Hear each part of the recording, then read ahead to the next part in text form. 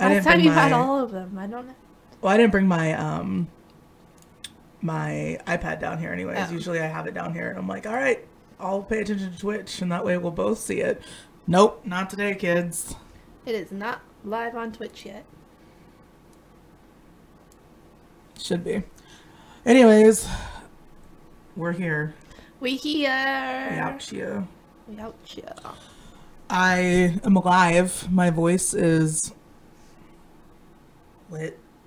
It's lit. Sprout States is live now. Cool. It is not live on Twitch yet. Ha! Liar. Fucking liar. It is now. That's what you are. Ghetto superstar. That's the first thing I would use to describe you.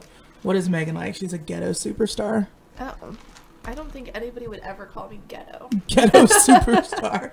Is it time for people to stop appropriating that word? Yes. Don't think that's on you the guys list. can't see my shirt. I just hope both Continue teams have not fun. seeing it. Well, you're wearing an extreme midget wrestling shirt, so I don't really know. This is welcome to our fashion blog. I got yelled at that By I don't who? wear my my Oh. godmother. She's like, you need to change up your hats. You don't wear enough different ones. We're bored. And I was We're like, bored with your shit hats. like, I'm sorry. Yes, this is the best I'm thing on ever. 3 days a week. I only have so many. Jan, let's start a fund, because I know that you're watching on Facebook, which we're not paying attention to. I apologize. Let's start a fund. Get Megan some new hats. Her shit hats aren't cutting it. They are not cutting it anymore. Shit hats. Shats. Shats. I got some shats. We got some shats for you, baby. I was worried about wearing this shirt. Well, worried for like 3.2 seconds, and then I said I don't care. But it does say Extreme Midget Wrestling on it, which I found out when I was trying to troll you on the internet that we're not allowed to say midgets anymore. What? Why? They literally call themselves that. That's what they're wrestling. I know this. That's why I wore it Yeah. anyway, because I was like, well, they provided me this shirt, so it's not like I'm like promoting this on my own. So Yeah. that's why I didn't care about this. This is what they called it. But I was going to tell people to send you little people videos Okay. because I just love midgets so much. yeah, you don't. And I was gonna have them send you those, and then I was trying to find the right words to say, and apparently midget is not it. So You know, yeah, I have a little person friend, and I every once in a while, like, I'll see her get mad at people saying those things. I get it. I feel like unless you give someone permission to like use that term, then you probably shouldn't use it.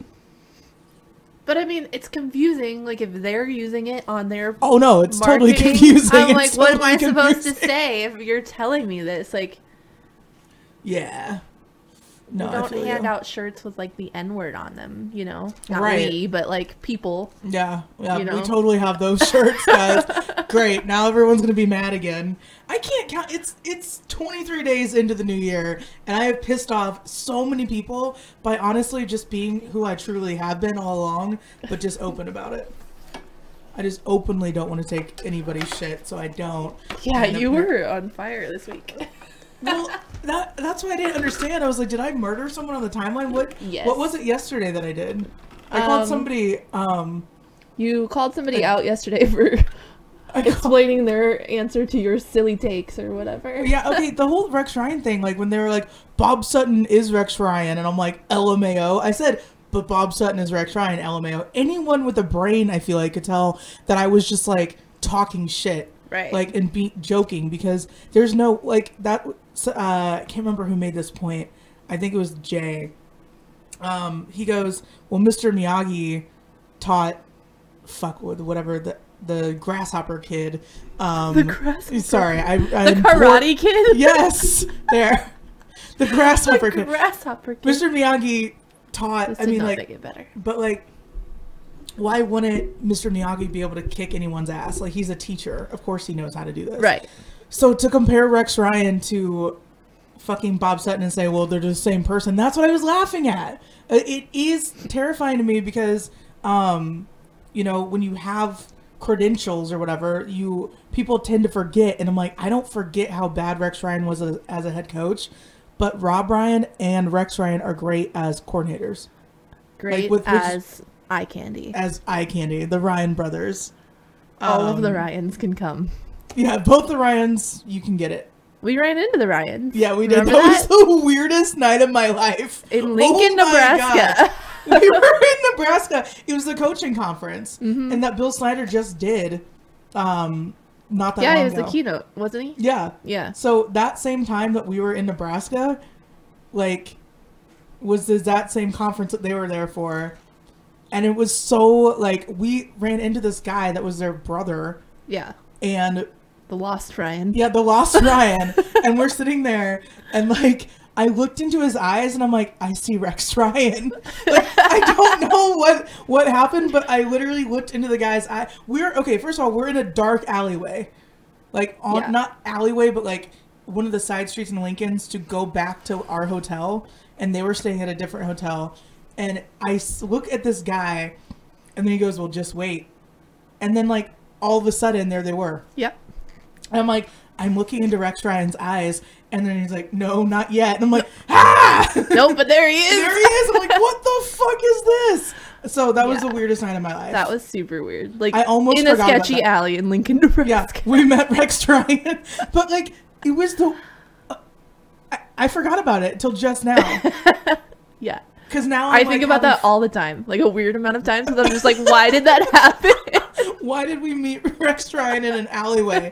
But it was, oh my God. I, like, clearly remember, because I had been drinking all day, so would you, and you're not good at it. So we're just like, Megan was ready to go back to the hotel and go to bed. And so, naturally, we stay up until 5 o'clock in the morning talking about We did not go to bed. No, so naturally we don't go to bed. The one thing Megan wanted to do, we did not do. We had a great breakfast the next morning at First Watch, I think we went to. Right, the Egg and I or something. The Good Egg. Where did we go? Some place that did not have alcohol. No, they did not have alcohol. It was very stressful. I think it was like First Watch or something. Yeah, it was something like super healthy. So we were just sitting there looking at each other like, did last night really happen? Like, we saw Bill Clinton. And we did see Bill Clinton. That was the same trip that we were like, it was Bill Clinton. It was the same day. It was the same fucking so day. So much happening. Oh my God. Yeah, we were on the radio at like 7 in the freaking morning. I don't think it was that early, but. No, we left here at like 4 o'clock in the morning because our interview was, I think at like 8 or something. It was something super early. And like, so we rolled in not pajamas, but in Zubas. Which our Zuba's finest. Into this tiny little radio. It wasn't tiny, our but dress Zubas. Our dress Zubas to ESPN Lincoln. Oh my God. And so our buddy Greg Smith was there. Now he's at Hale Varsity. He's not even doing the radio stuff full time. But he was there because, you know, he works there. He invited us there. It's his radio show. Yeah, so we talked about, what did we even talk about? I feel like it was a lot of baseball talk. And Royals Thunder talk. too, And Thunder. It? Yeah, we fought because he's a Lakers fan. I know, I can't stand that.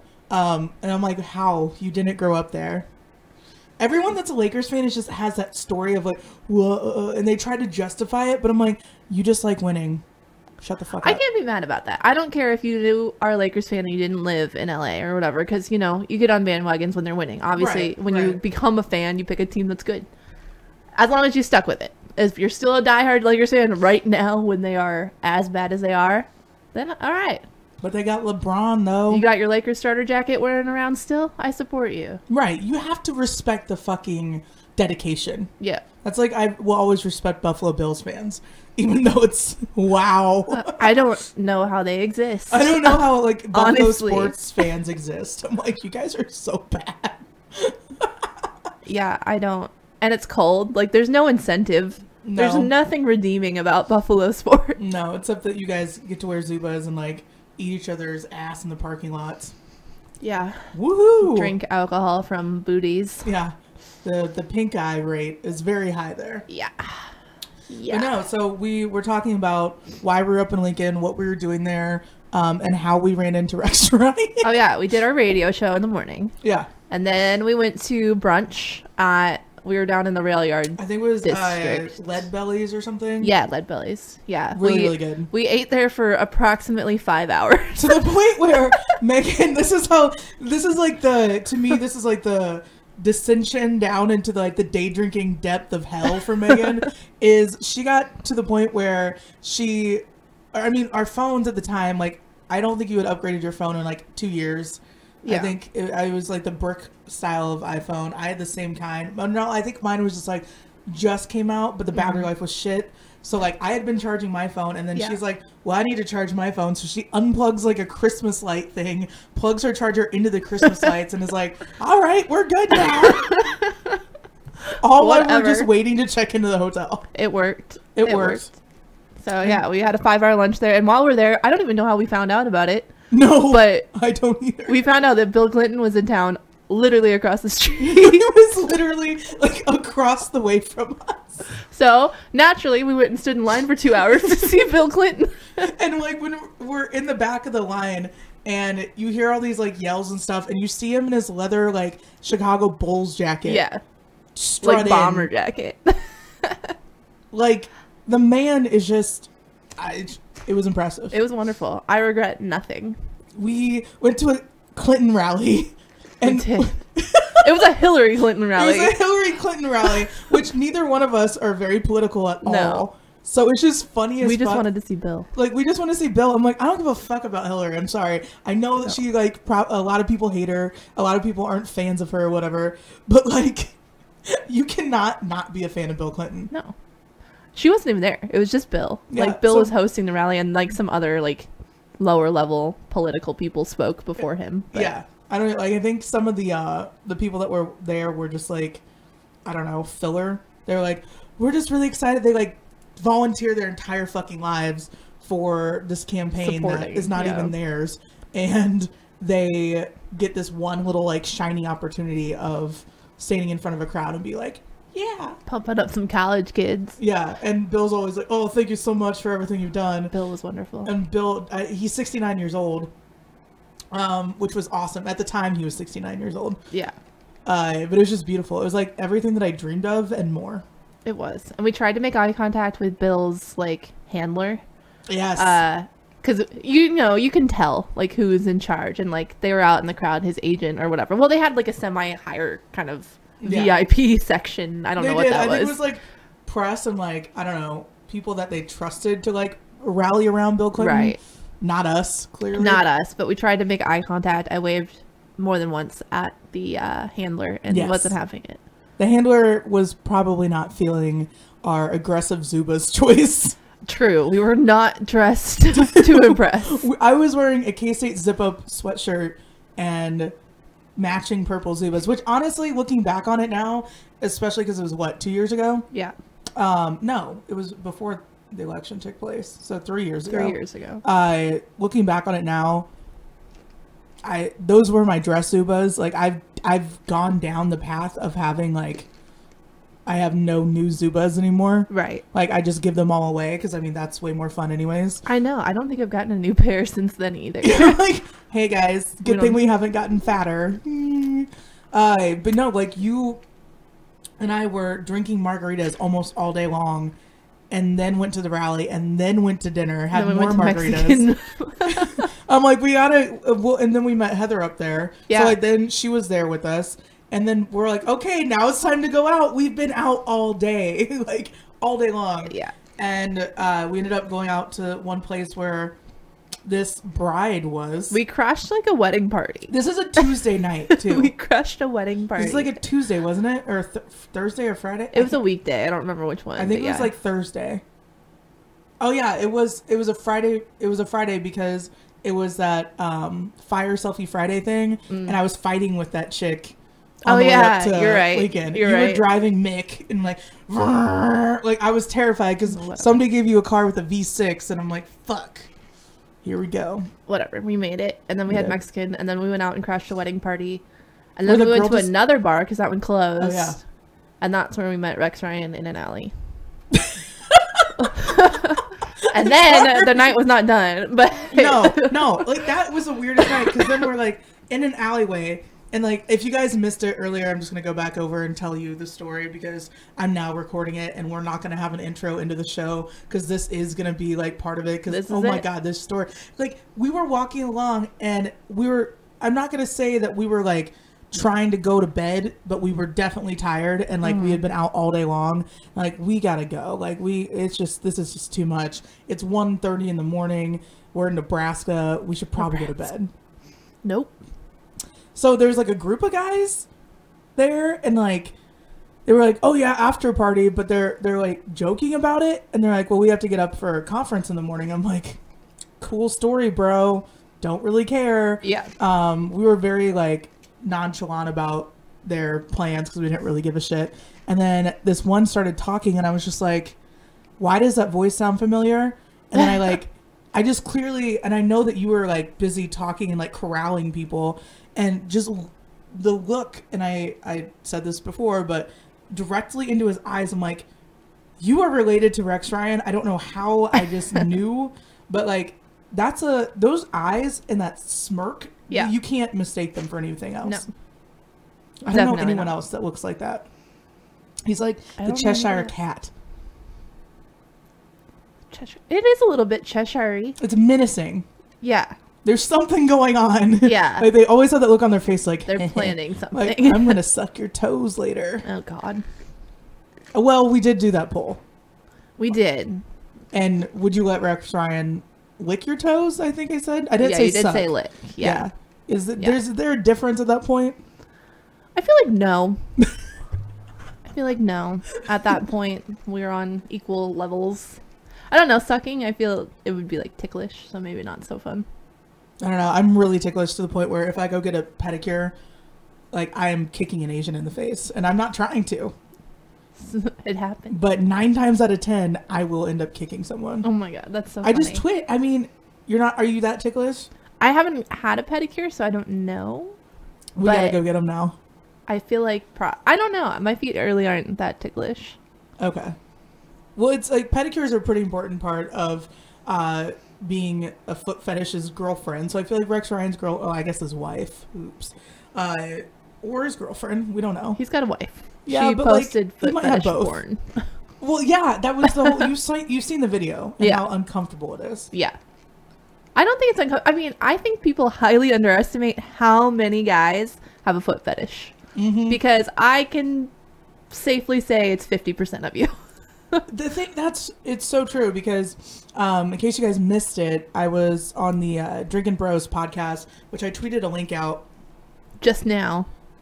Well, not just now. It was earlier today, and I said I had a fucking blast with them, which is true. I show up around the 45-minute mark, but listen to the whole thing because they have a really funny back and forth. But they go because I mean, to be called out, like, there's not a lot of times that I'm called out by very many people that I'm not, like, in court with. But they immediately were just like, yo, so you half naked in the socks. All right. Like, just instantly. Right. Yeah, that was how the interview started, basically. Yeah. And Steve yelling, and then... Steve yelling, and then me being like, oh my God, that's my dad right there. Don't talk about my thirst traps. Wouldn't that be uncomfortable for you? Yeah. So my dad was busy. I think he was smoking a joint and doing pulls of whiskey. So let's just say homeboy got a little turn at the AFC Championship. Yeah, he did. He met so many people that were just like, is he okay? Oh my God. He's in his own little world. I'm like, yeah, he's all right. That's amazing. He's been through the 60s. He'll live. So prime Steve. Prime Steve. We're talking like Watkins Tickets for Less tailgate, which, you know, partnering with for the ASU Championship, fell over over sandbag, just immediately fell over, crashed into the fence. Kovac and his buddy Jonesy were laughing their asses off, and it was a mess. So that was peak Steve. But yeah, the rest of the podcast that we did kind of centered around like a mix between football, talking shit on political correctness, and then sex. And they were fascinated by the foot thing. They're like, so guys really slide in your DMs and ask about your feet. And I'm like, all the time. Yeah, a lot of them. And they talked about Call Her Daddy. They're like, do you think that do you like what they do? And I'm like, yeah, I think it's great. But they also have like a weird fan account that's like takes screenshots of their feet and posts them on its like own Instagram. Really? It's like the feet of Call Her Daddy. Oh my gosh. Feet, I was not aware of that. Are everywhere. They are everywhere. There's a lot of them. It's not like I didn't know this much about Rex Ryan. I've only like looked at Rex Ryan. You know, I was trying to look up his history when everybody was talking about him yesterday, and I didn't know about I knew about the foot fetish thing like lightly. I didn't know in depth how upset people got about it. Yeah, they did get really mad. They're like, he put out feet porn, and I was like, and it's not even. It's not like him and his junk and a foot. Yeah, it's just a foot and him touching it. I hate the word caressing, but like he literally was, yeah. caressing a foot and then like licking it, sucking on her toe. I can't remember what it was. Yeah. It was a very like, I don't know. It was very celebrity sex tapey, but it wasn't something that I would consider porn. It was just a video. It was fucking weird. Don't get me wrong. Yeah. Like, but it's nothing to be upset about, even if he was in porn. Like, yeah. Why are you upset that he's having, like, it's his wife? Yeah. Like, it's not like some random, like, hooker. No. He didn't get I don't caught think doing hookers something would weird. have that great of feet all the time. Probably not. Probably Just not. saying, if you're always working and you're always standing around. In heels. And in heels, chances are, just saying. But it's a large thing. Like, that's why I tweeted out the poll. I'm like, are you into feet, or would you let, like, Rex Ryan lick your toes or whatever? Because I stand by the longer, and I guess the older I get, the more I realize how many people are secretly into feet and just, like, try to hide it because foot people are deemed as weird. Well, it is weird. It a is little so bit. weird. But there are a lot of you. There's It's a not... ton. It's not abnormal. I'm not saying you're not special, but you're not special. I don't like, it doesn't bother me whatsoever. I don't mind that fetish. It doesn't get me off by any means. You don't look at somebody's feet and be like, oh my God. Guy feet are gross. Yeah, guys in general. I mean, I don't know. I don't know a lot of guys that like take care of themselves the way that women do. Right. Like, we have processes that we go through. Like, you can tell how like into somebody I am by how much I prepare to hang out with them. There you go. Chances are, a lot of the times I'm just like, I'll shower. I'll shower. I'll put on some makeup. I don't know. I'll put a hat on. I always wear hats now, so. You're a hat person. I am a Your hat godmother person. called you out on needing new hats. She's also commenting, I don't know how I saw it, but on the Facebook one, it just popped up on my phone about what's on my arm. Where have you been? Uh-oh. Are we having lotion. an outing of the tattoo? No, everybody knows about it. Everybody does? Yeah. My mom is convinced that I have it on both arms. She like freaked out to my sister that I have a tattoo on both arms. I'm like, that didn't happen. No, your right arm's strictly for baskets, right? That's it. Hooping it up. Oh my gosh. It'll never What is that happen. on your arm? I just saw it. I'm kind of a huge fan of this. I want more of your family members to find out about your tattoo. Like, they all know about it. Then that's just, yeah. They found out at Christmas, if they didn't know. And how'd it go? I forgot to cover it up. Nothing. My mom said, let me see it. See? They were cool with it. My dad hates tattoos. Hates them. Same. So. I once brought home a guy that had a lip piercing. Okay, but like, I went through this phase in college that I dated the most hipstery fucking people. It was weird. It was weird for me. You with hipsters? Oh yeah, I'm gonna show you this guy like after the show. I'm not gonna out him on this, but like, we were friends for the longest time and like nothing happened. And one night we both took Molly and we ended up having sex. Shocking.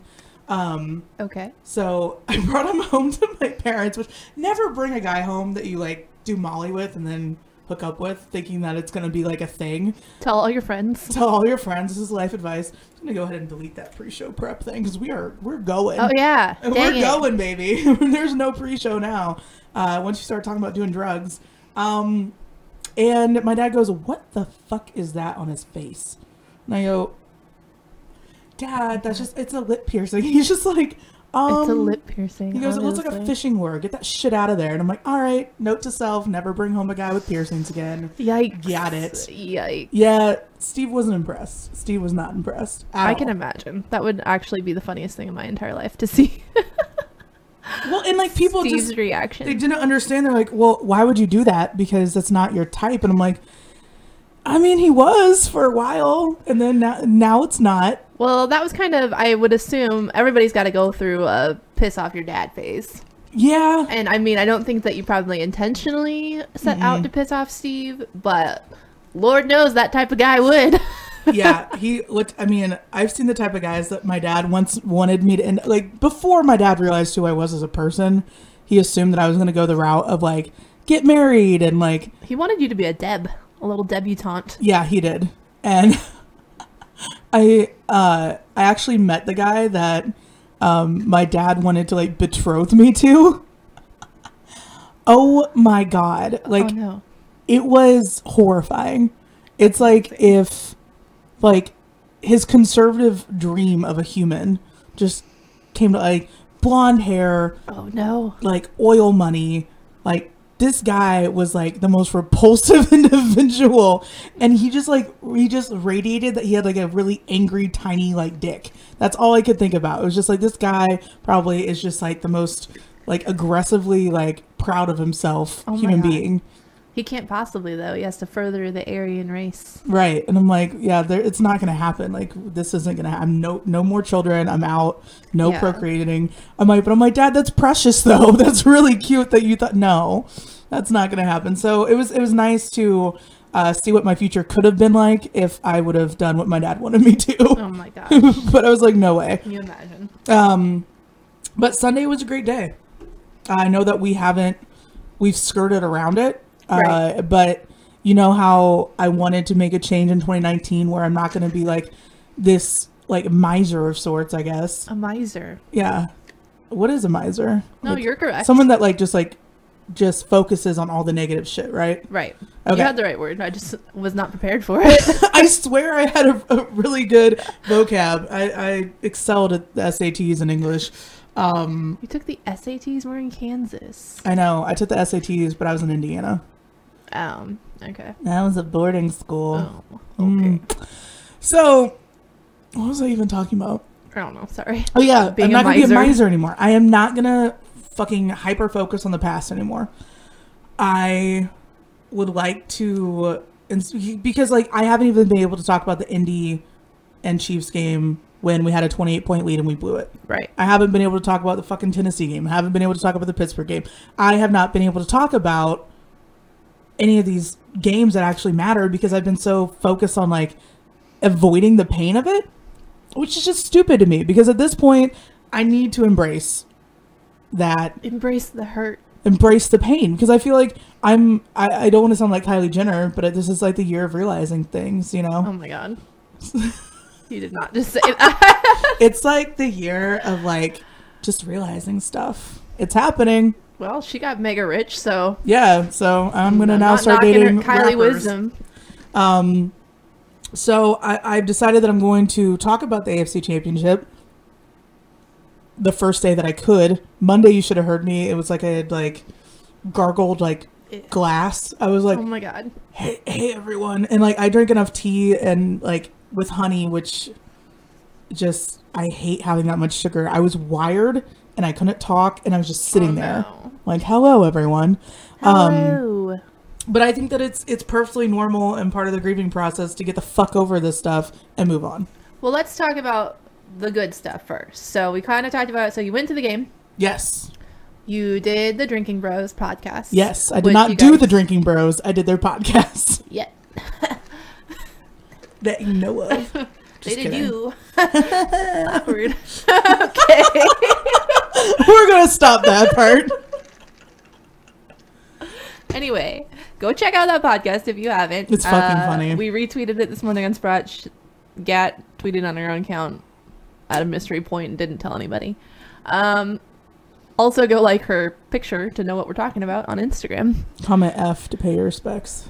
Comment F to pay your respects. I'm turning into a meme account, I've decided. All right. I love that. I was memeing all day in League chat yesterday, and people were like, shut up. They didn't like it? We gotta obtain this brain. I can't even say it. Obtain this grain. Anyway, go listen to that. Check it out. So did you immediately get there and do the podcast? Yeah, so we got in, and shout out to the parking people. Parking was a breeze. Really? Getting there and parking was a breeze. What time did you get there? Like mid? I got there or right at 1. Oh, so that's kind of early. Yeah. Okay. Fair enough. Is there a ghost? Yeah. There's like a mouse.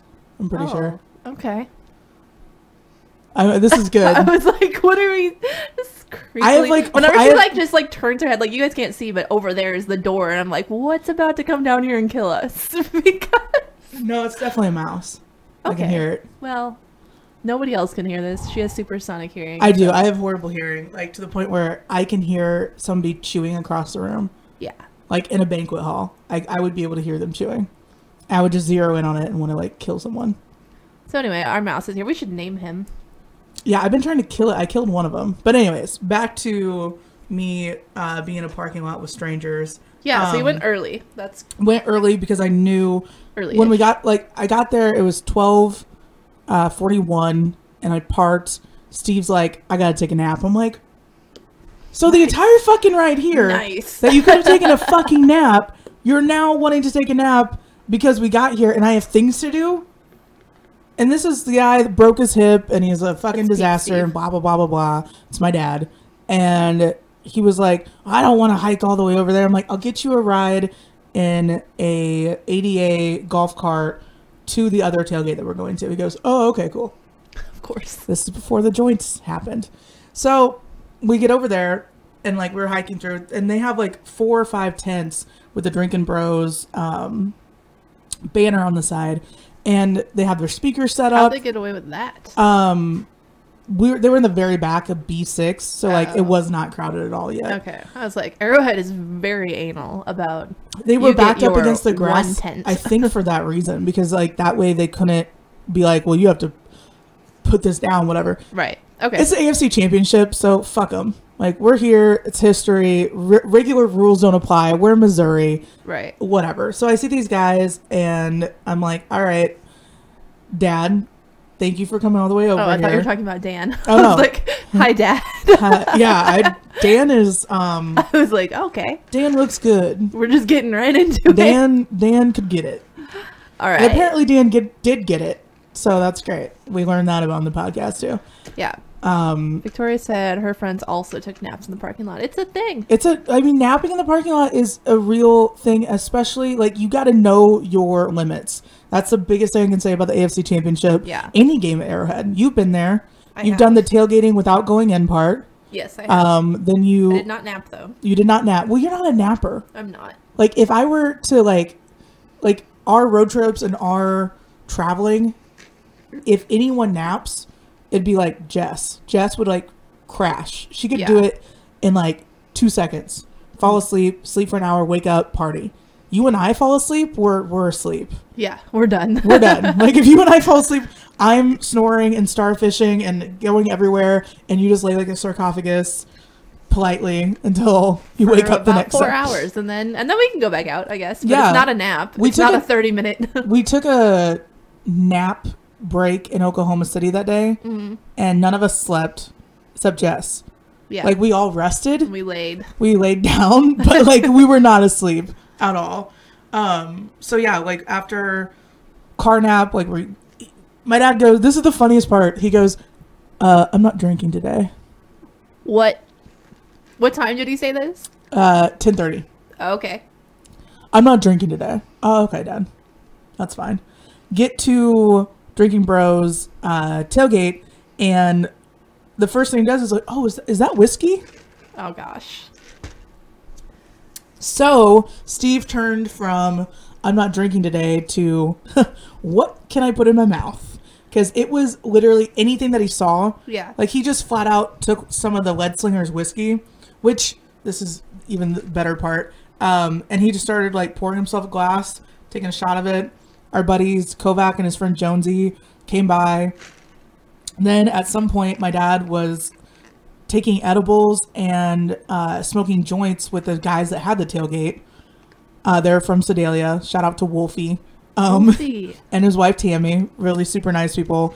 And they were all like, "Oh my God, this is great. Your dad's all fucked up." My dad was so fucked up. Oh my gosh. So we're standing around waiting for them to start the podcast, and everyone's having a great time. And then this guy's like, "Hey," well, Ross said, "Hey, this guy knows you from Tanner's." And I'm like, "What?" He's like, "Yeah, this one." What did he say? She talks more than a Chinese jukebox. What does that even mean? Or she runs her mouth more than a Chinese jukebox? I don't know. Okay. So if anyone can explain that term to me, would love to know it. I don't know it. But it was fucking weird. It was an intense way to like phrase things. Like she runs her mouth more than a okay. But he's like, "Yeah, this bitch is always talking shit. She's hilarious. Blah blah blah." And like, for the life of me, I'm sorry I couldn't remember his name. So you're telling us that you planted a hype man? I didn't even try to, but like this, like You Ross and Dan. If you guys don't know, Ross is actually a movie star, actor. He was in The New Guy and Accepted. Really? Yeah, he was the douchey frat guy in both of them. Accepted. Yeah, he was the douchey frat guy in Accepted. I don't know if that narrows it down. Yeah, it does. Yeah, and There's so that only was kind of one. Yeah, so that was him. And like I know, and I didn't realize this. He goes, "Have you ever seen The New Guy?" I'm like, "Dad, it's the skinny dude from Road Trip that fucked the giant black chick." And my dad's like, "Oh, perfect! I know exactly who that guy, the star is." I go, "That's not him." But that's like the star of the movie because he's seen all these teen movies, Right? And they immediately asked me how old I was when I got there. I'm like 22. You did. Nah. Did 22. you stick with that? No, they know how old I am. Oh, okay. I couldn't really lie to the love of my life, Dan. That's true. How are you gonna get married when he doesn't know your age? Right. I'm like, he's beautiful, and very angry, and which is even better. Perfect. Like when you commented on my Instagram, and you're like, "Why aren't you guys married yet?" or whatever. Yeah. He's like, "Oh, we're soulmates because we're both dead inside." I'm like, "I'm not. I have a lot of emotions. I'm not dead inside, I but have a glass case of emotions." Sure, let's pretend that I'm dead inside. It's great. So after like the brief Tanner's hype guy showed up, they were like, "Holy shit, Gat, we didn't know that people knew you here." Mm-hmm. Like, this is a random guy that just loves their whiskey and loves drinking bros and actually got their whiskey into Tanner's. Oh, really? So that's why it's there. Because I'm like, I know I've seen this bottle before, but I didn't know like who it was, what it was doing there. I was just like, all right, cool. That's pretty cool. So yeah, it was badass to know that. And I had a guy that was like hyping me up. So I'm sold. Like, that's awesome. These are my people. But they were just like, "Yeah, so I didn't realize you were." And then on the podcast, they're like, "Yeah, the DJ." I'm like, "I'm not a DJ," but that's okay. They didn't really understand like that it's a radio show because it's a streaming show that we do. But the podcast is like where, you know, most people listen to it. Not everyone has the chance to stare at us all day long. Why not? Although you should. You should just watch us on repeat all day and not pay attention to anything else. Why aren't we looping ourselves? Right? You should just like when you go onto the Sprots.com, all you see is like our radio, the episodes, and then like the streaming part. So you might as well just watch us. It's all the fun. time. We'll talk about feet and all day. Great other things. But you no, do not see mine. But wait, when I don't think I text you very much or at all that day, did I? No, and I didn't try and bother you because I try not. Whenever I know a friend is at a game, I try not to text them at all because you're there, you're stuck at Arrowhead. There's no battery. Like, you don't have forever. It's cold, so it's already leaching your battery. So I try not to bother anybody that is ever at a game. Yeah, but at the same time, you can bother me anytime. I'd be like, "Oh my God." I mean, you would still answer me, but I try not to. And you always have a battery pack, but I come prepared. I try not to bother anybody. I don't think I was tweeting. I took some pictures. I was freezing. I was honestly babysitting my dad more than anything else. And then a couple of our friends that we met up with definitely needed babysitters too. Mm-hmm. The thing that I have to say that I'm most pissed off at Arrowhead about, and I actually got in a fist fight over this. I haven't told anybody this part yet, including you. Okay. It's fine. No one died. So we're all You've been to the gates at Arrowhead. Been through them. The security line takes forever. Yeah. It's called Weiss Security Company, WEISS Security. We got in line at 4:30. Okay. Kickoff's at 5:40. We should be able to get in, right? Yeah. Yeah, no. 5:45, we're still in line. I haven't peed all day, okay? Got there at 1. It's now 5:40. I haven't peed, and I've been drinking the entire time. Jeez. I was about to pee myself. Obviously. And naturally, I'm at my highest state of, like, agitation at this point. I have been holding up one person in line to make sure they don't fall over and pass out. Trying to tell my dad, you can't pee in public. I don't care.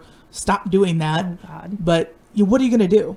He has a diuretic and, whatever. So I'm just like, yeah, you just go pee in a cup. Don't let anybody see you. Just go over there. I'll save your spot in line, whatever. So the whole time I'm just like dealing with all this shit going on. And I forget, take care of yourself, homie. Didn't do it. I forgot. So we get up to the very, very final stretch. I'm like 5 or 6 people away. I'm thinking to myself, I'm going to have to pee my pants. I didn't. Don't worry. That's where the story gets better, because there's this fucking grown-ass guy. And it said like Avian Group or Addy. I thought it said Ativan Group, but that's just the anti-nausea pill that I take. So that was not it. That was not it. But it was like Avian Group or like Atavian or something weird like that on his jacket. And this dude was berating the security guy. The dude who gets paid by the hour to stand there. Not the head of the company. Right. Not the fucking manager. Not the director of security at Arrowhead. Just his hourly worker. And I go, where do you get off doing this? I go, excuse me, does that guy own the company? Does this guy manage every single freaking person working here? No, stop yelling at him. You're a douche. And his wife shows up. Excuse me, why did you call my husband? I'm like, your husband's a bitch. And she's just like, what did you say? She's wearing a denim jacket and like the headband thing that's like the big furry one. Yeah. You can just tell that she's just so into herself. And she had this like beady, like brown eyes just looking at me like, what did you say about my husband? I'm like, your husband's berating an hourly worker and he's a douche. She follows me to the bathroom. Are you kidding? No. Tries to pull my extensions. Joke's on you. They'll come out. Slips, falls. That was my fist fight. That is not a fist fight. I know, but I got you guys paying attention. I did not actually hit anybody, but it fucking drives me insane when people have this like air about them that you're gonna yell at an hourly security guard at Arrowhead. Right. I'm gonna fucking call your manager and tell him what an incompetent asshole. And it was the only black guy there. So that I was just like pissed off even more then. I'm like, out of all these people you could choose to yell at, like the giant white dude over there, like this middle-aged woman here. Oh, you're gonna pick on the black kid. And that just set me off. So I was like, I'm gonna fucking fight you now. So my dad even told me to stop. He's like, quit it, just let it go. And I'm like, no, fuck this guy. And now his wife knows that she's married to a douchebag. I have a very bad problem with doing that too. Like, so you're just looking at me like, okay, yeah. I understand. And I don't know, it happens most often at sporting events. But yeah, whenever people are being dumb, I'm just like, you're an idiot. Like, I just can't let it slide. And that's the one thing. Treating people like they're beneath you is just, ugh. Well, why complain to that? Like, that would have pissed me off too. Like, you're complaining to this guy that has no, like, you're accomplishing nothing. I go, what the fuck is he gonna do? And he's like, that's not the point. I'm like, so the point is just you looking like an asshole? You're pissed off, so you're gonna piss off somebody else? Like, it made no sense. He's like, I had to wait. I'm like, we all had to fucking wait in line, and you're the only douchebag yelling at this kid. Yeah. The kid was like, you don't have to do this. I'm like, I'm going to. Like, I am the captain now. This guy's gonna die. No, I do that all the time. And at Starbucks. Starbucks people that get mad, I'm like...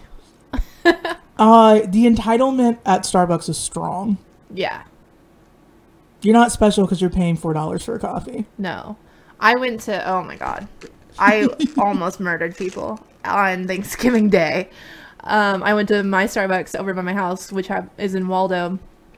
Waldo does the Turkey Day run or whatever hell happens. When are they not doing a run in Waldo is the better question. But stop running. They do a run. So all of the runners were at my Starbucks. afterwards, and it was a long wait. It was like an hour wait for coffee. I didn't know before I got there. I ordered on mobile, showed up, and then I was like, oh, welcome to hell.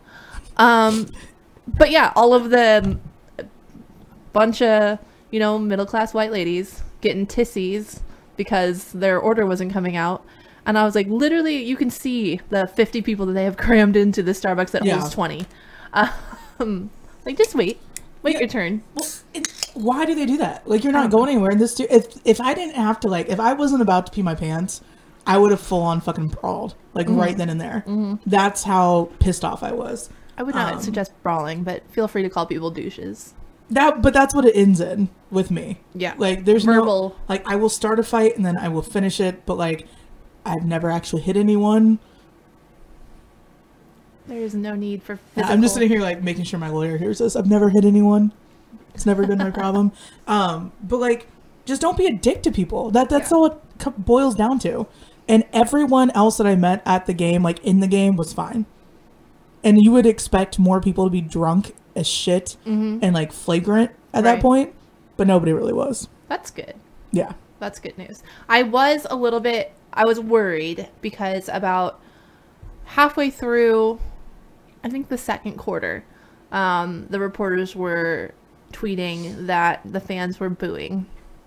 And I was like, I thought that we weeded out the low-class people with the prices of this game, but then the prices dropped because everybody expected it to be cold. Yep. So all of those people got back in. They were throwing a lot of beer. I was ready to throw down on Twitter. I mean, it wasn't even like the people on Twitter are not the people at the game, so it wouldn't have accomplished anything. But I just cannot, like, I hate people that boo their own team. We were booing the refs. That's not what they made it sound like. It was when the defense was coming off the field for something. No, there was no point that we were booing the defense or booing our team. Right. But I know what you're talking about. I understand booing the refs. I do get that. Oh, that's all we did. Yeah. It was a matter of let's take care of our own and make sure that they're hyped up. But when the refs, okay, I was behind the Patriots bench when the refs were walking over to the review thing and then they were walking back. There was a time that our defense was on the field and they were reviewing something and everyone started booing. And I remember seeing when I was scrolling back through Twitter, somebody did think that we were, but I just feel like anyone that knows anything about Arrowhead knows that we wouldn't do that unless it was Matt Castle. Then everybody like cheered when he got injured. Right. That was horrible. Yeah. A little bit. I laughed. A little bit bad. I wasn't there, so you can't blame it on me. The only reason I know that I wouldn't put it past them for booing, I believe you that they were booing the refs, which makes more sense. But they boo at Kauffman Stadium all the time. And yeah, that's so lame. Anyway. That's like a Yankees fan move.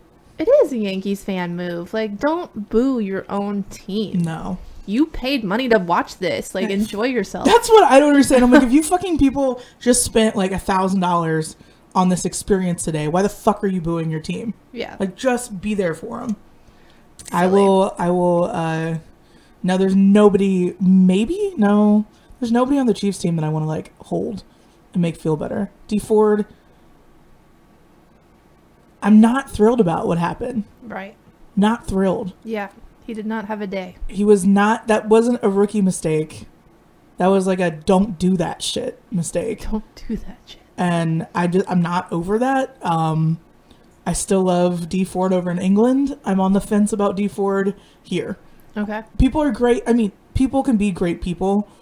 This sounds so stupid. You can be a great person, and I still respect D Ford as a human. I have so many questions. Like, and we can't pinpoint it all on him, and I'm not going to try to do that. It's just that, man, I try to love you so much. I try to love you. I try to love you so much. Just let me love you. And what do? You make it so difficult. Yeah. But yeah, I think that it was the loudest and craziest I've ever heard Arrowhead. That's good. I was not playing across well on the TV over Tony Romo jerking off Tony Romo. Tom Brady. Yeah, so Doug Gottlieb, who I don't know, people like him, people, I don't know, Oklahoma State guy, got in trouble for stealing credit cards in college. A lot of people make fun of. Yeah, you know that. We talked about that. Yeah, I was like, what? People don't forget. The guy is like, oh, Tony Romo just cost Bob Sutton his job. Okay, so from what I understand, and because I was listening to Pardon My Take, PFT said that like the broadcasters got the live feed from the Patriots like coordinators directly to Tom Brady, so he knew what plays were going to be called and what was going to be happening. But if that were true, why wouldn't he come out and say it? You know, because he wants to sound smarter than he is. It's Tony Romo. This guy was the laughing stock in the NFL and was like made fun of mercilessly. That word I can't say. Because of his choke job with the Cowboys and blah, blah, blah, blah, blah. So maybe he's just trying to get some dignity back. I don't know. Either way, I mean, he played football for how long? How do you not see these things and be able to call them? It's so much easier when you're up in a booth versus down on the field. Yeah, but to be fair, the Chiefs have defensive people up in the booth too, and they are relaying that information to Bob Sutton, and he was not doing shit. Who is not doing anything. I don't know if you guys know this, but he got fired. Yes, he got fired, and although I wouldn't say Tony Romo got Bob Sutton fired, he didn't help the situation. No, I mean, if Tony Romo can fucking tell you what's going on, and like I said, I didn't get to see the broadcast. Yeah, I was there. It was very intense, to put it mildly.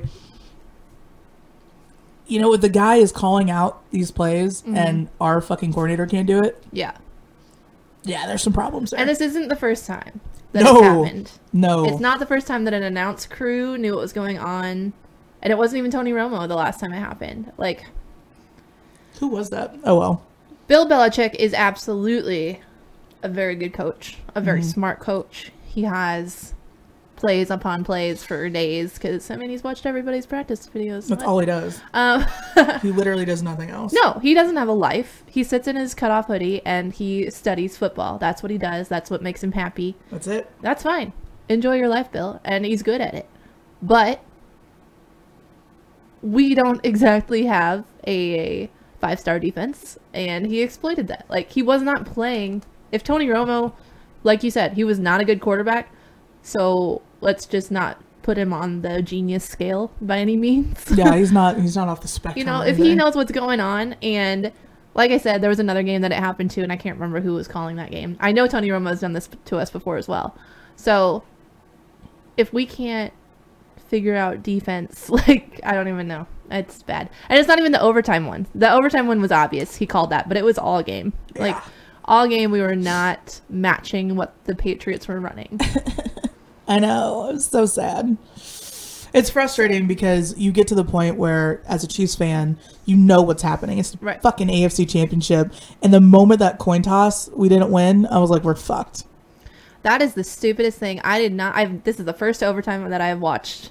Well, you didn't know that it was immediately over? No. They scored? This is the stupidest rule I've ever heard of in my entire life. Even college football does better than this. You at least get the opportunity to come back and score.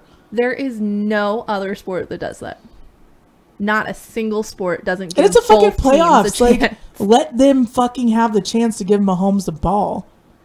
They just will make more money if it goes into overtime. More money. That's all it is. Right? Why is this making you mad? They're losing money by having the Patriots in the Super Bowl. I'm sorry, you are. The amount of people that are tweeting about not watching the Super Bowl. No. Will it make a huge dent in your advertising revenue? Probably not. There's still going to be a lot of people watching. But nobody wants to watch the Patriots again. No one ever. And I mean, I'm going to. And like I tweeted out, all of you people that are saying that you're not going to watch the Super Bowl, you're fucking liars. Yes, I have to watch for the commercials easily. Yeah, the commercials are half of it. Half of the Super Bowl. Yeah. You don't have to watch the football part. Drink.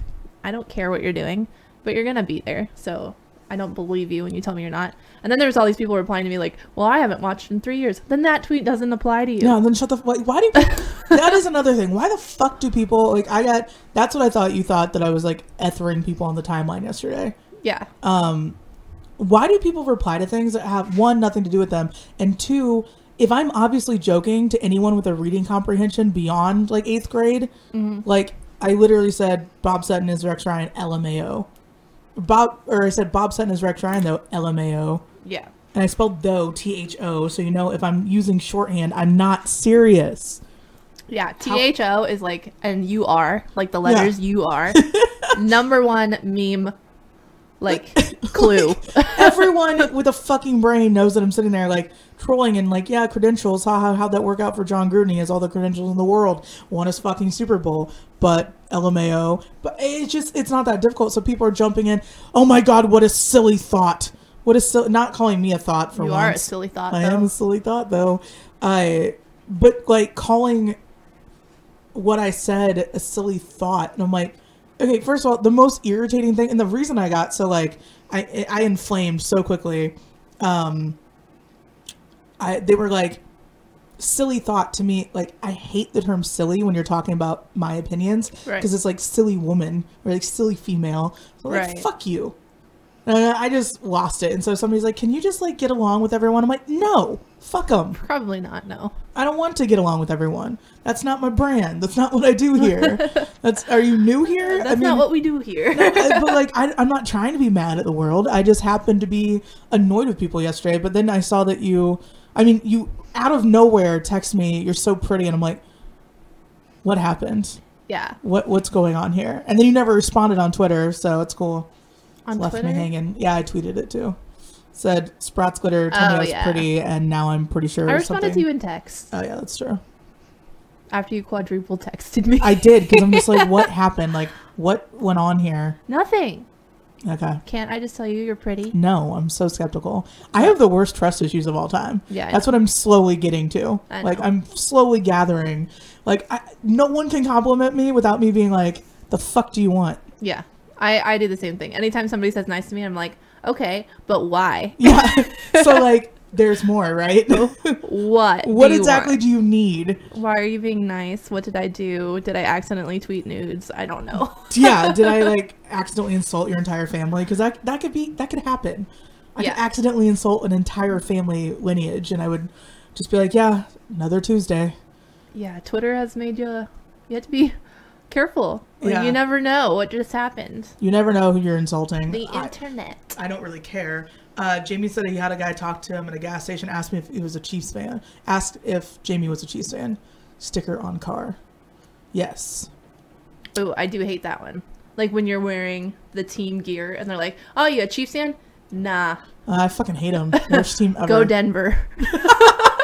Like, what? What in the world is this even, like, what, like, how does it even compute? Another thing, I know that we've talked about this, fucking wearing other teams' jerseys to a game they're not even playing in. I saw Matt Stafford jerseys. I'm like, Stafford isn't here, nor will he ever be here. What are you doing? I don't understand that either. Green Bay was everywhere. I expect it from Cowboys fans. I expect Cowboys fans, no matter what the fuck they're doing, to be wearing Cowboy shit forever. Yeah. Probably if I asked them who their starting quarterback is, they'd be like, Troy Aikman. Like in college, one of my favorite things to do to drunk people that were Cowboys fans, because like Fort Riley guys also did nothing but wear their teams out all the time, because they're like, I'm not from here, and like, cool, you're not special. This is a college town. No one's from here. Right. They'd be wearing their Cowboys gear out, and I'm like, yeah, so who was your starting quarterback? And it was Tony Romo at the time. And they're like, I'm like, name two other players on that team. And I totally pulled the quiz move. Like, I totally did what guys do to me all the time. And I was like, name two other players on the team. And they're like, Dez Bryant. And they couldn't even do that. And I'm like, so you guys suck. Like, you guys suck. You guys aren't even real. Cowboys fans are just living this world all by themselves. But yeah, I saw those. I saw some baseball jerseys, which was a weird flex. Baseball is the number one, I feel like, I don't know this for a fact, but the number one word that means that they do that a lot. Perpetrator, yeah, I guess. Purveyor, I feel like is the right word, but I could be wrong. We're trying to figure out all the words today. Or something. They always wear jerseys that are not for that team nor the opposing team playing. They're just like, hey guys, we're fans. Why do you wear jersey? First of all, I think that people in baseball jerseys, if you're not going to the game that you're watching, you look like a douche.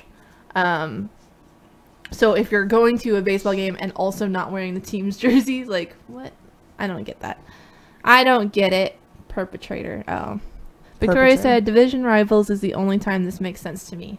Not even then. I don't think you should ever wear a jersey that's not... Like, what are you accomplishing by doing that? People are just like, wow, this douchebag can't even, like, just go 1 minute without letting everybody know he's not a fan of this team. Right, but you still paid this team $500 to be here. Yeah. Congrats. Congrats on wasting your money for a team that you don't root for. Yeah, I don't understand that. I understand if you get free tickets and you're just going. But if my friend, like, if you showed up in a Patriots jersey, which apparently you're going to do on Friday, and I'm just going to, like, I'm honestly, I don't know. I'm going to bring all of my pets gear on Friday. I think that's just, like, a really harsh move. Like, you must hate me if you're going to do this. Why? They're in the Super Bowl. I don't care. You can't just ride the Chiefs bandwagon out to this point and then be like, all right, I'll root for the Patriots now. I feel like you have to pick a team. Yeah, the Rams. I'm going with my boo, Sean McVay. There's not a chance. He's so fucking hot. I don't care. He is hot. But I literally watched videos of him yesterday for like a solid hour. I was just like, God, I love this man. He is hot. And I do understand that, but I could not, like, I don't understand why you wouldn't support the team that beat us. Like, because then when they win... I fucking hate the Patriots. When they win, we got beat by the Super Bowl champion, not the loser. No, I get that. I get that rationale. I just can't go from, like, Sunday, we were, like, right there. We're about ready to do it. And then I have to see you 5 days later in Patriots gear when I've been, like... I feel like I've been molding you to this great Chiefs fan. I am a Chiefs fan. I know, but you just can't do that. Yeah. It goes along the line of, like, things you just don't do, like wear another jersey. I don't know. I do it all the time. In baseball, I'm a diehard Royals fan, but obviously we never freaking make it anymore. Like, we made it twice in my lifetime to the playoffs. So, I mean, I have other team stuff. I will support the AL Central to the death. And then once they're out, I will support the AL to the death. I just don't care about baseball that much because there's so many fucking games. Like, it's like a tenth of... I mean, we talked about this. Yeah. Football games mean so much more. Like, NFL games mean so much more to the fans because there's not as many of them. Right. And so I feel like if you want to go out and support your boo, Bryce Harper, and wear his jersey and go watch him, I don't have a problem with that. Because there's like 161 other games that you will be supporting the Royals in. Right. And I supported the Chiefs for... bonus games because we made it to the playoffs. And I wear Chiefs gear all year round, but you'll have to pick a team, and I'm gonna stick with the AFC anyway. Like, right. It's just I'm not gonna switch conferences. I just can't even root for anything. Like, I would never go out and buy one because it's St. Louis in my mind. Still, it will always be the St. Louis Rams. Yeah. I can't get. I mean, I know they're in LA now. I mean, look at the coaching difference. It's like St. Louis Hot Rams versus Jeff Fisher. Yeah, gonna go with Hot all day. And I have such like a hard on for Sean McVay, which is, I mean, he's everything. He gets angry. He has to, that thing that you tweeted of his dude that holds him back. Have you seen like that guy literally has to follow him? Like, did you see him tracking him? Yes! Like, where's Coach? Like, he has to go find him. Like, that was the most relatable thing I've seen in my life. So funny. Like, oh my God, this man is like, he's not my soulmate because he's a little too short, but is he short? Yeah, I think he's like 5'10". Okay. That's keep going. You tried. But that's why I said, like, if he was 6 feet tall or like higher, he'd just be drowning in pussy and he'd never be a head coach. He just couldn't fight it off. I imagine he doesn't have troubles with that anyway. No, he doesn't have troubles with that anyway. So, I mean, now that he's head coach, he's got whatever he wants, including he's going to win the Super Bowl. So that'd be cool. The only reason that I would like the Patriots to win, besides the fact that, hey, if they go and they win, then that's the team that beat us. I get that. I just love the idea that every time they win, Roger Goodell is just like so uncomfortable. Like the Robert Kraft and Roger Goodell exchange is always my favorite thing in the world. And I just like making people mad. Like, in case you haven't caught on, I enjoy doing that. If the Patriots won, America would be mad. And it'll be hilarious. And Donald Trump, #1 Pats fan. Everyone's gonna be mad. It's gonna be so How great. does this fit into like you're being nice to everybody though? I can be nice and piss them off. Like, it's, you gotta be subtle about it, and that's what this is. Like, I am winning. How are you subtly gonna be wearing nothing but Pats gear? I mean, that's not subtle, but That I'm gonna blatantly be pissing you guys off on Friday. Stay tuned. Yeah, I'm not really looking forward to it. I think if you love me, you really want to cute do it. leggings. I almost bought them. What does? The Rams. They have Get like 'em. Super Bowl edition leggings, and they're really cute. I'm a fan of the gold, obviously. I look great in black and gold, but I could never be a Steelers fan because they just do yellow. It's They do ugly. yellow, yeah, and they It's do not even throwbacks gold. too much. Yeah, throwbacks way too much. Yeah, I just The Rams are wearing their throwbacks too. that's really weird. It's a really weird flex, but okay. I guess if they, I don't know. It's so heartbreaking to get that close, but I know that next year we're going to be even closer. That's what I'm saying. Like, And so I know that it's just like the 2014 season with the Royals. At least we got to that like point, but the 2014 we made it to the World Series and lost it. yeah. So we that's didn't what get was a little as bit far, right? So when people are like, "Oh, well, look what the Royals did," I'm like, one, that was 5 years ago, and now like when they won, it was 4 years ago. We get it. We got a parade. We had that. It's just, it's rough, but we won a playoff game at home. We host an AFC championship. That was badass.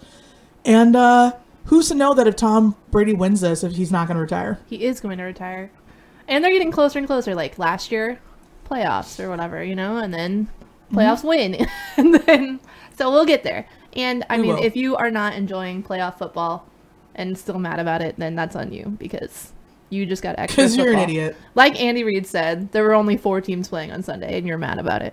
Well, that was beautiful because I get so fucking sick and tired. And this is going... Maybe I do hate the media. Maybe I do just need to come out and say I fucking hate the mainstream media for projecting shit wrong all the time. They're already talking about, well, how about this? Do you think that you're going to even be able to... Like, why are you talking about replicating this year? Next year, we're going to do even better. Shut the fuck up. And what Andy Reid said was beautiful. And he did. And he shut him down. There is nobody leaving. We've already talked about this, like, except for Bob. Bye.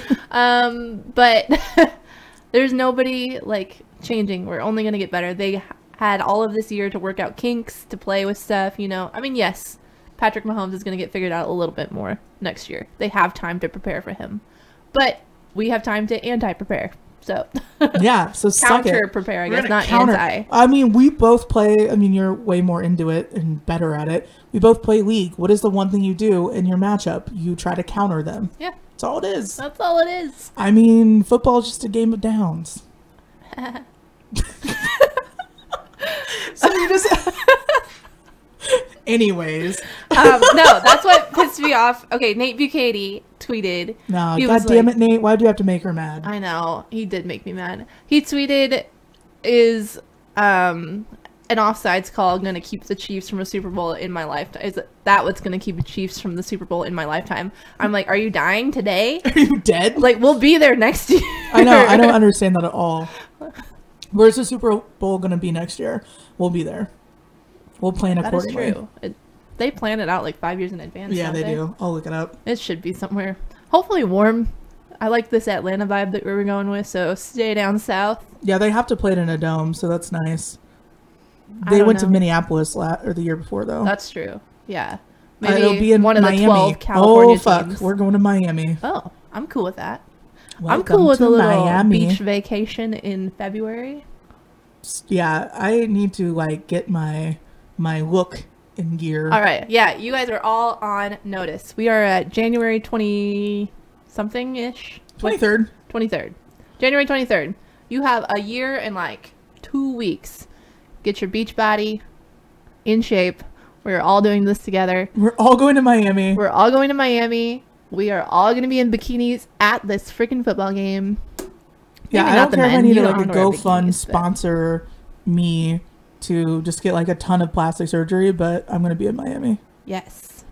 Bienvenido a Miami. We're all singing Will Smith the entire drive The there. entire ride? Are we not flying again? No, we were driving. We are not driving to Miami. We were driving. No, we're not driving to Miami. We were Do you know flying. how fucking we would die? We were flying to Miami.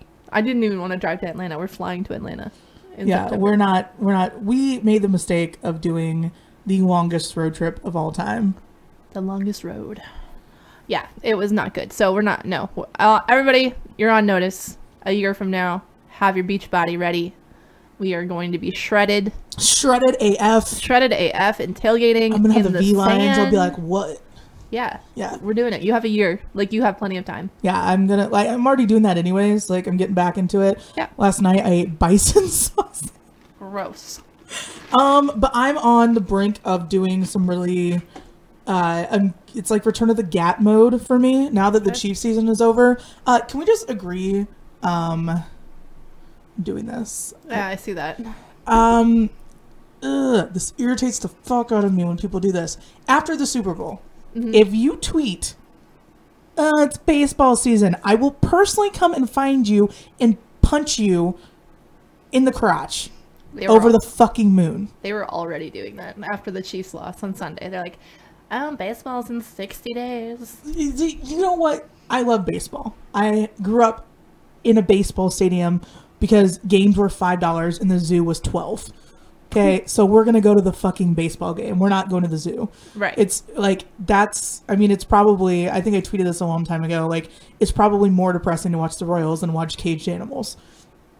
And it was. But you grew up on shit baseball and everything revolved around going to Kaufman, going to like all these games because it was so cheap and it was easy to go. And it was like 4 hour, like if you can waste 4 hours with a kid, then you've done something right because then you're close to bedtime. And then it's like, all right, see ya. You had a great day. Right. Great memories. Great memories out in the sun so you could sleep now. Yeah. Bye. I get it now. I love baseball. You love baseball. I do. There are so many other things going on from the end of football season with the Super Bowl to opening day.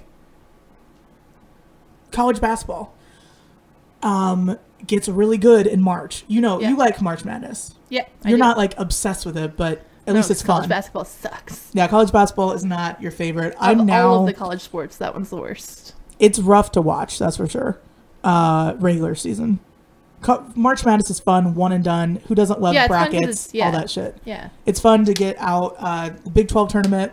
There is so much stuff that happens in between. And I'm not going to lie, I'm going to be depressed as fuck for like a week. But that week after the Super Bowl, I'm going to KU State. Then I've got like a bunch of other shit happening that week that it's personal stuff. She has a bunch of other shit happening, so screw you guys. Yeah, fuck you guys. I'm cooler than you. Bye. Well, you're involved with it. But anyways, we have the brunch thing at the theater on the 9th. That's an exciting thing that we can talk about. But like that week after, the 2 weeks after football's over, I'm like, fuck my life. And then it's Valentine's Day. I got to gear up for Valentine's Day. Gear up for Stormy Daniels. I have not been like, well, I'm going to Elton John the night before Valentine's Day with my dad. Yep. Pretty pumped about that. But I have not been like nice to people enough to be like having the Valentine's Day that I should have as a single person. There's time. You got 3 weeks. With 3 weeks to be nice to people because I want flowers. I want to like have so many flowers behind me that I'm like sneezing walking into this room. Perfect. Send wreaths. Send wreaths, like funeral wreaths. Like, send me a wreath. Sacrifice it. Yeah. No, like cute ones, like with a little teddy bear, like. Hey. Oh my god, you don't celebrate the horrible holiday? That's great. I want a cookie bouquet. Thank you. People aren't unique because they hate Valentine's Day. Like, that's what annoys the shit out of me. Like, you're not special because you don't want to celebrate a corporate holiday. That's not, who gives a fuck? I don't care that it's a corporate holiday. I just want stuff. It's a nice day to acknowledge your loved one. Sorry that they chose that date, but what else are you doing in fucking February? Yeah, what else are you doing? Like, and then, like, you're gonna complain? Like, that's a one day that if you're nice to your partner, you'll probably get laid. Right. I'm sorry you're getting sex that day. Sucks. Like, it must be horrible for you. So sad. Yeah, so fuck sad. that. No, it's stupid. And I'm proud of you if you take care of your wife all 365 days, but you don't probably. So, but you don't, unless you're Lisa Vanderpump's husband. Like, she lets him have sex like once a year. Yeah, maybe on his birthday. That's incredible. Not even for Valentine's Day. She's like, just maybe for your birthday. Yeah, for your birthday. Yeah, I don't care, but yeah, there is obviously March Madness, which whatever. That's cool too, but NBA is going on right now. Yeah. NHL also going on. Getting close to the playoffs. Now. NASCAR starts in 3.5 weeks. So it's not baseball season yet. So many things before baseball, and I love baseball. Pitchers and catchers report like next month, but Bryce Harper hasn't even picked a team. So like, are we? Well, according to what's his nuts, He's going to be at their Texas Rangers. Tony Romo Tony decided. Romo. We were I don't having even a think huge, the Rangers gave an offer. Like, Tony Romo's like, he's going to be a Texas Ranger on opening day. What the fuck, Romo? I just love that it is 2019. Tony Romo's been done from football for a while, and we still are talking about him. Yeah. That's a power move. He will never die, and I'm proud of him. Never. My sister die. said Valentine's Day is made by the Scorpios so we can have more Scorpios. That's true. I saw that meme. There are a lot of Scorpios, though. I had a Valentine's Day baby.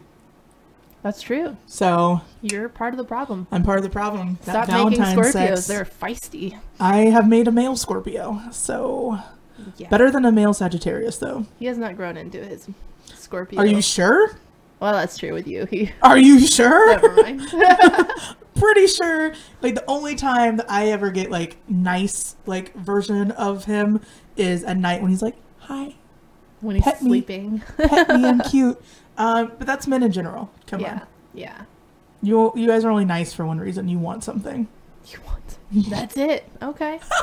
Okay. I'm kidding. No, there's so many guys that like they rip on Valentine's Day, but I think it's like a secret. I mean, they're smart by doing this. Like, I'm not buying flowers on Valentine's Day. That's so cliche. But you're saving yourself like $40. So congrats. I agree. Don't buy flowers. Buy something better. Yeah. Oh, you like flowers, but I like Adidas tracksuits. So Yeah. that's way more expensive. You should know what would what you your rather girl buy likes. me? you What? should know. I said you should know what your girl likes, and you should surprise her. Yeah.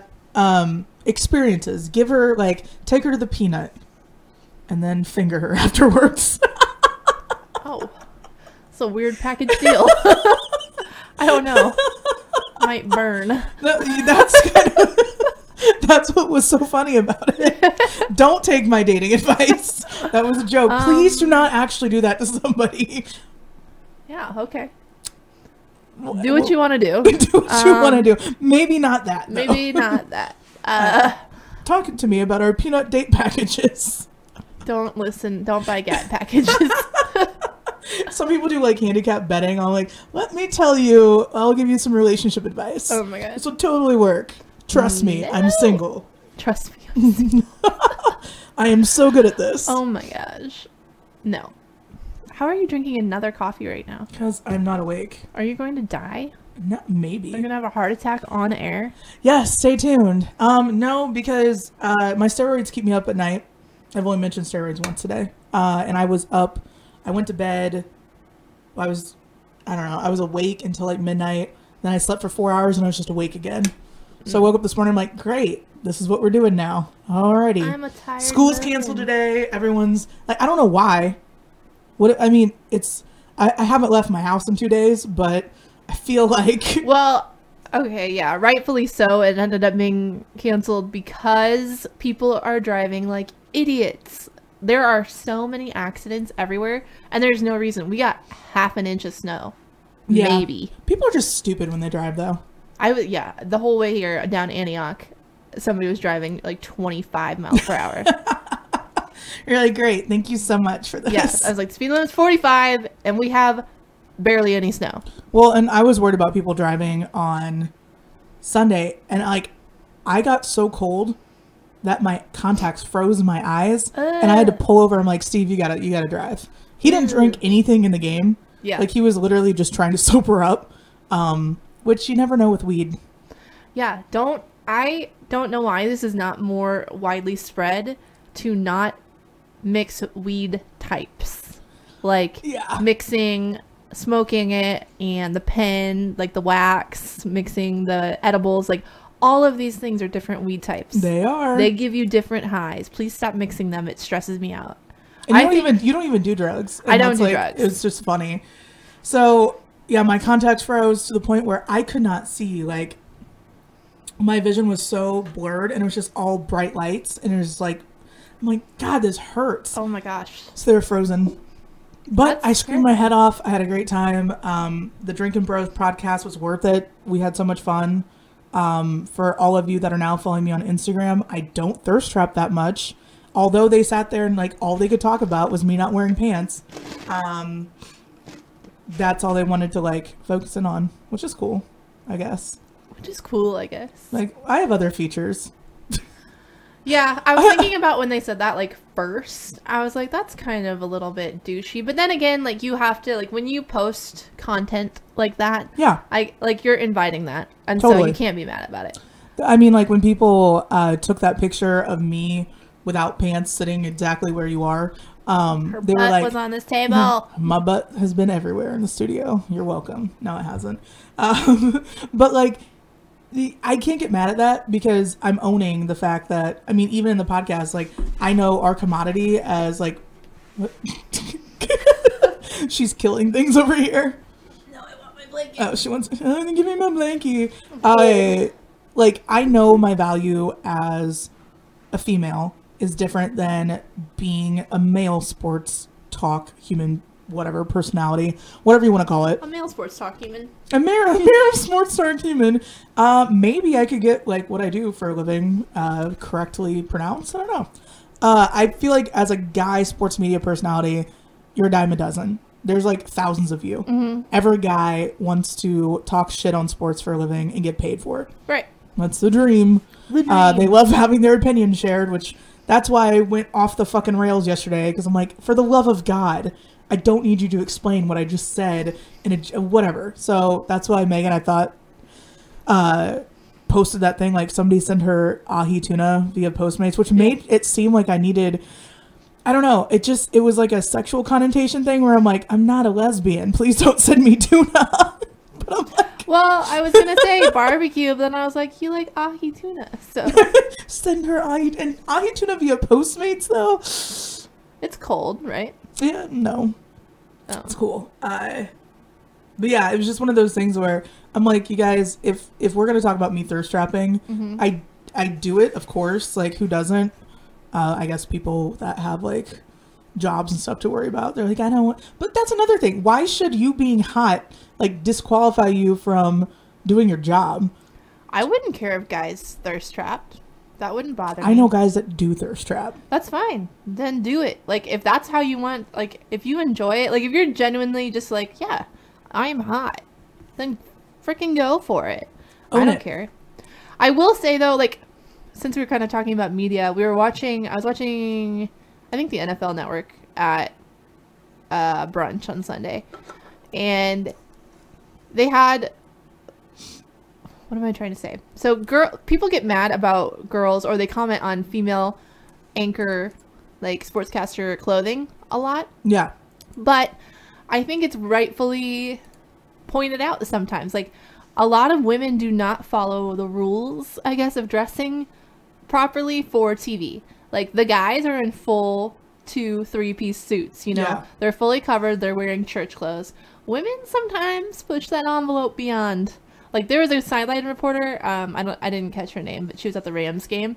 She had, like, this tan leather, like, jacket thing. It was cut like this. It was a dress of some sort. You couldn't see it, but it was cut this way. And, like, her boobs, like, cleavage was not showing or anything, but, like, her whole, like, this side was exposed and all of that stuff. And I was like, you don't look professional. Like, you look like you're trying to be pretty on TV, which is what you accomplished. Yeah. But, like, I'm not going to take you seriously because I'm looking at your outfit. How like, hard is it to just have sleeves on? Yeah, half sleeves. Like, I'm sorry that you, like, you're choosing to be in traditional media. Like, you have to dress traditionally, which is, you got to wear church clothes. You have to have your shoulders covered. You have to have, you know, it's not even your like, boobs not out. if a dude was not wearing sleeves and doing that, and he was just, like, in a vest with a collared shirt, and then, like, because it's fashion and he wanted to show off his arms, I'm like, nah, I'm good. I don't need to see that. I would think it's weird. Or if a guy, like, had, like, you know, his shirt unbuttoned here, Yeah. and, like, showing, like, some chest area, Yeah. I'd be like, well, no, like, you're just a thought. Yeah, So- no, I get that. And I don't know, I feel like that's why I would never want to aspire to be a sideline reporter, and it's nothing against them. I'm sure that they really, like, love what they do. Yeah. It sounds horrible because people will be judging you left and right if you don't ask the right question. If you don't get the right response of the coach, you get roasted. If you say something, I mean, like, in the context of, like, how you and I talk, I would slip up and say something ridiculous every single time. Yeah. And, like, that's why I know that's not what I want to do. Mm-hmm. But some people, like, that's their whole life. That's what they want to do. And that's fine. I'm glad that your dreams and aspirations fall short of what they could be. Right. That's up to you. But, like, it just seems to me that if you're going to be in that traditional role, dress it. Yeah. It's not that difficult. Like, Erin Andrews is dumb, but I take her more seriously than a lot of people because she does dress properly. Hell, half the time she's in a tracksuit. Like, she's fully covered. Yeah, when she's doing sports stuff. But she's always been good at her job. Yeah. She's always been good at what she does. A lot of people said that she lost credibility when somebody spied on her. And I'm like, no. Just because she was privately in her hotel room, Marriott screwed that up so bad. Yeah.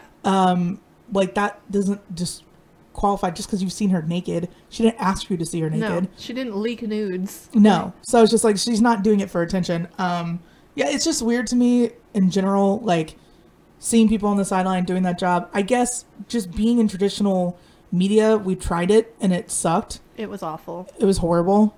I tried to be like FCC regulated. Don't like it. It slowly killed me. So yeah, I'm pretty sure that if we were to be put in a role where we had to be sideline reporters, we would at least look nice and dress the part. Yeah, I feel would like do it appropriately, but I hate rules. I don't like boundaries. Don't like boundaries. I don't. Rules like are not boundaries. I like to push. No, I couldn't do it. Yeah, no, it would make me uncomfortable, and not very many people like make me uncomfortable. So just be like this, no, thank you. Especially having to go and like talk nicely about other teams, I'd be like, fuck these guys. I hate them. I remember in 1998 when blah blah blah blah blah blah happened. Right. Yeah. Well, I mean, you could do a local, like a Kansas City person, and then you could be biased all day. I could be biased all day. Like, it's just having to think before you say or post anything. Like, genuinely make sure that none of this is offensive. No. Well, that's kind of like why I think the podcast revolution is taking over to the point where people don't want to listen to the same dry takes. Like, I guarantee Monday, Tuesday, and today too, sports radio here is probably doing this whole like, why it's okay that we and moving on and like da da da da da, just dragging it out. There's only so much you can say about it. It was a fucking intense game. If you watched it, cool. If you didn't, going back and rewatching games is not something I like doing.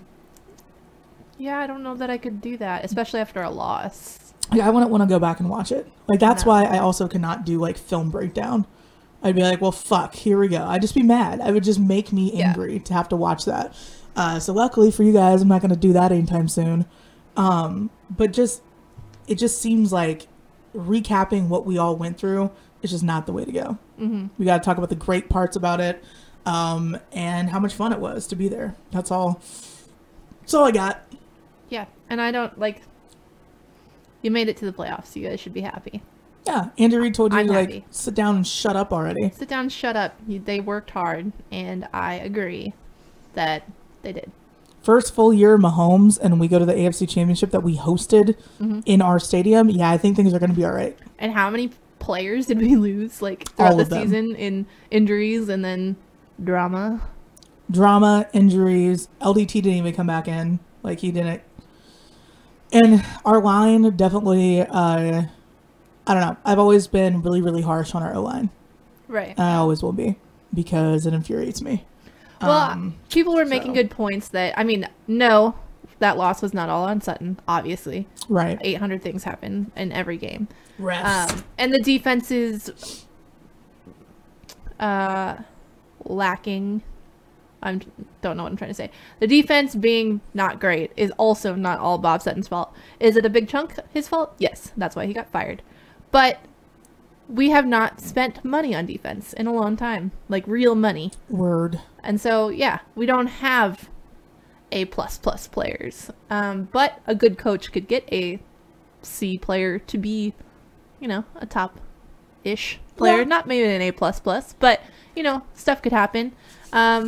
Well, yeah, and that's what... Sorry, I didn't mean to interrupt you. No, go for it. We looked at different players like Hitchens, and somebody else, I can't remember, I think Kendall Fuller. They played worse with Sutton than they did at their previous teams. Right. So, there you go right there. They did not even live up to their performance from the year before with a totally different other team. Right. So, Sutton did not do his job. No. If you have guys come in and they do worse with you than they did before, they're supposed to do nothing but improve. You get them out of these situations. If Andy Reid could devote the time and energy that he does with Mahomes to every player, we'd be unstoppable. But that would kill our coach, and we need to keep him alive. And but like Bob Sutton's supposed to be an extension of the Andy Reid principles, but he's not. He does not do his job, so he has to go. But I did not mention a goddamn thing about him. I did not say fire Bob Sutton after that loss. Nope. I didn't mention it. I actually decided to take a step back and be like, you know what? I'm going to let the internet take a hold of this and let them decide that Sutton needs to go. And voila. Voila. The year that I jump off Bob Sutton's dick and say, hey, you need to fucking do your job. Well, no, I'm not really on his dick. I was riding him in a way that not sexual whatsoever. Where am I going with this? I was up his ass saying, you need to do a better job. It's not any better. There are no innuendos that I can say that I was just like, I was tired of Sutton sucking so much. Right. Still talking about dicks somehow. But it was so frustrating. But you can only do so much. Yeah. Like, you are somewhat like that with Ned Yost. I hate Ned Yost. Yeah, and I hate Bob Sutton. So, like, it just kind of felt like the natural progression for the Chiefs to get rid of him because they saw, finally, everyone in the nation saw that he was bad at his job. Yeah. Well, and the thing that gets me, like, all the people that were calling for fire Bob Sutton, which has been happening every week. I mean, for a good amount of time. I guess not every 3 week, years. but... I mean, yes, years. But also, like, every week they were saying that. And I'm like, you can't... I'm just... Like, we can't fire him in the middle of the season. It's just not going to happen. Like, why would you do that? I mean, you can. Yeah. But why would you do that? We're not the Browns. Yeah, totally. We're not. I know we're not. Oh my God. I swear. I was like, if you're going to start comparing us to the Cleveland Browns, I was like, I'm out. No. I will leave. No, I will not do that today. Great. Thank you. Kidding. I'm just kidding. Friday will be in Pat's mode, so no telling, no prisoners. Friday, I'm just going to like build a wall. I'm going to ask you people to pay for it too. Just build a wall so I can't see you. Block out your image. Like, I'll just put like a Post-it on so I don't even have to look at you. Okay, this is another thing about the Patriots thing. Okay, so before last game and then before our game with the Chiefs, Tom Brady was trying to pull the we were the underdog thing, you know, and Edelman too, I guess, was kind of a proponent of that. So they were pulling the underdog thing, and then immediately after the game, Tom Brady posts on Instagram a video of him and Gronk walking, like smirking, just being like, ha ha ha. Like, didn't say a goddamn word. No, just smug little smirking, annoying, like smack the face of that kid kind of thing. And I'm just like, this is how Trump got elected. Because you people, like, you believed that they pulled like that underdog thing. You're like, okay, yeah, maybe. Like Bovada even had us as the favorite. That's insane. And I was like, come on. Joe said that I think we need to talk about the Kelvin Benjamin and the bet Gat lost. No. You lost a bet? I lost a bet. Like today? No, I mean, I lost a bet on Sunday when everything was over. Kelvin Benjamin was supposed to make an impact. Oh, and he didn't. And well, he didn't do shit. But we went to the peanut together, so that's all that matters. That's all that matters. It happened. It happened. It was reported by reporters. I don't like to talk about the bets I've lost. I like to talk about all the bets I've won. Isn't that a thing? Have you won any recently? Not that, like, I don't think you've been betting. No, I stopped betting when I was so hyper-focused on Chiefs Colts. Right. I just stopped. But in the podcast, we did talk about my problem with betting on Lithuanian basketball for a while. And I was like, I did it before the big baller brand guys, the Ball family, even went to Lithuanian basketball. Yeah. I was betting on it like 2016, 2017. It was a problem. Yeah, and you did. I said I never lose bets. I really don't most of the time. She does. No. I've been there. Just because I have a tattoo on one boob because of it. It's the one boob tattoo. The one boob tattoo. That I have. I really hope I don't get two. I always wonder because I'm like, if I get fake boobs, like, and I get a tattoo or something, will it like pop? And then somebody was like, no, it's not like that topical. There's no way that a tattoo needle that's like this can like pop an implant. Oh, yeah, no, it won't pop the implant. implant. But I was just paranoid. you know. No. I guess I don't know that for a fact, but I'm pretty sure you're not going to pop your implant. I'm not really a medical professional. I feel like they make them very not poppy anymore anyway because of all the I keep problems. seeing all these horror stories. Like, it's probably because I watch Botched. Yeah, that would be why you're seeing all these horror I'm stories. seeing horror stories. Like, I need to stop watching that because I'm like, now I'm never going to get fake boobs. But I will. It's happening. Well, they keep getting better and better. So, like, by the time, like, we decide. By the time we finally do it, like... Though you can like change sizes with them. I feel like by that point, I think they'll you be can do that Bluetooth already. implants. Wow, I joined at a good time. I can send you more videos of people popping things. No, I don't like that. No, don't do that. People that watch that are freaking weird. Part like, of the bet you is talk admitting about you lost a pet. No. foot fetish people, like people think those people are weird. No, the people that watch the popped videos and like that show about The Dr. popping, Pimple Popper. Yeah, you people are weird. I will watch the cleaning, like the blackhead cleaning videos. But like only for a little bit. Like the nose strip? Like no, thing? like there's this one where this chick had blackheads, like 3 giant blackheads on her ear, like on that tiny part of your ear, like right here, where you get like the little cartilage pierce, whatever. Yeah. Like I don't know how you get like giant blackheads in your ear, but weird. I watched it and I'm like, oh, this is nice, gross, but nice. No, it's gross. But yeah, I can't do it. Like there's a weird fascination, but then like once I see it, I'm like, why am I watching this? I just watch, like, I'm still watching those ASMR soap cutting videos and I don't know why. I watch them and I'm like, do I like this? And I still haven't figured it out. I like this. Well, I can't make fun of you for that because I watched hours of those galaxy cake videos. Yes. Like the frosting galaxy cakes. I will watch that for days. I don't know what my problem is. Like, I just like subscribe to all these things that are called satisfying posts, and like they're all over my Snapchat. Like most people, like I tried to like watch porn on Snapchat instead, and it just wasn't. I'm like, this is kind of like if I wanted to watch somebody being thirsty, I'd just watch myself. Like I don't need to watch this. I don't take it to that level, but then I'm like all of my Snapchat, all it is just like satisfying posts, and then on Instagram it's all astrology and memes. Like, Instagram is nothing but memes and astrology for me. Memes. I've been sending you a lot lately. You have been sending me a lot. You've been sending me Sparta ones still, and I still have them not friended. Are you serious? Every time I open them and don't respond, it's because I can't see them. No, I thought that you followed him by now. No. You just don't care. No. I followed them the first time you did it to me, and then they weren't good, so then I stopped. They did have a rough patch for a while. Like, Meme Lord is funny. I followed them. Good. But that's the least you could do. I didn't follow Sparta. I mean, I just like to send things that are like the Tasteless Gentleman. I send you all the time. Yes. Like random stories because it's just funny. It's entertaining. I started following this one account and it was like, do you think you're a feminist? Because Shlee told me to follow it. She's like, of course. It's really funny, and I'm like, all it does is call out really creepy dudes that are like hyper aggressive with like dating apps, and I'm like, this is just too much. Like, I'm good. I don't think I need to watch this anymore. Like, it's basically just like man hating, and I don't hate men. It's weird. I don't hate them. I don't trust anything that's posted like that. Like the dating, like this is what this guy said to me. I was like, those can be so edited now. You can just make anything. And the people that are like, this is my Twitter DM with blah blah blah. I was like, no, it's not. Like, you can edit anything, especially with text. Texts are so easy to like you text me.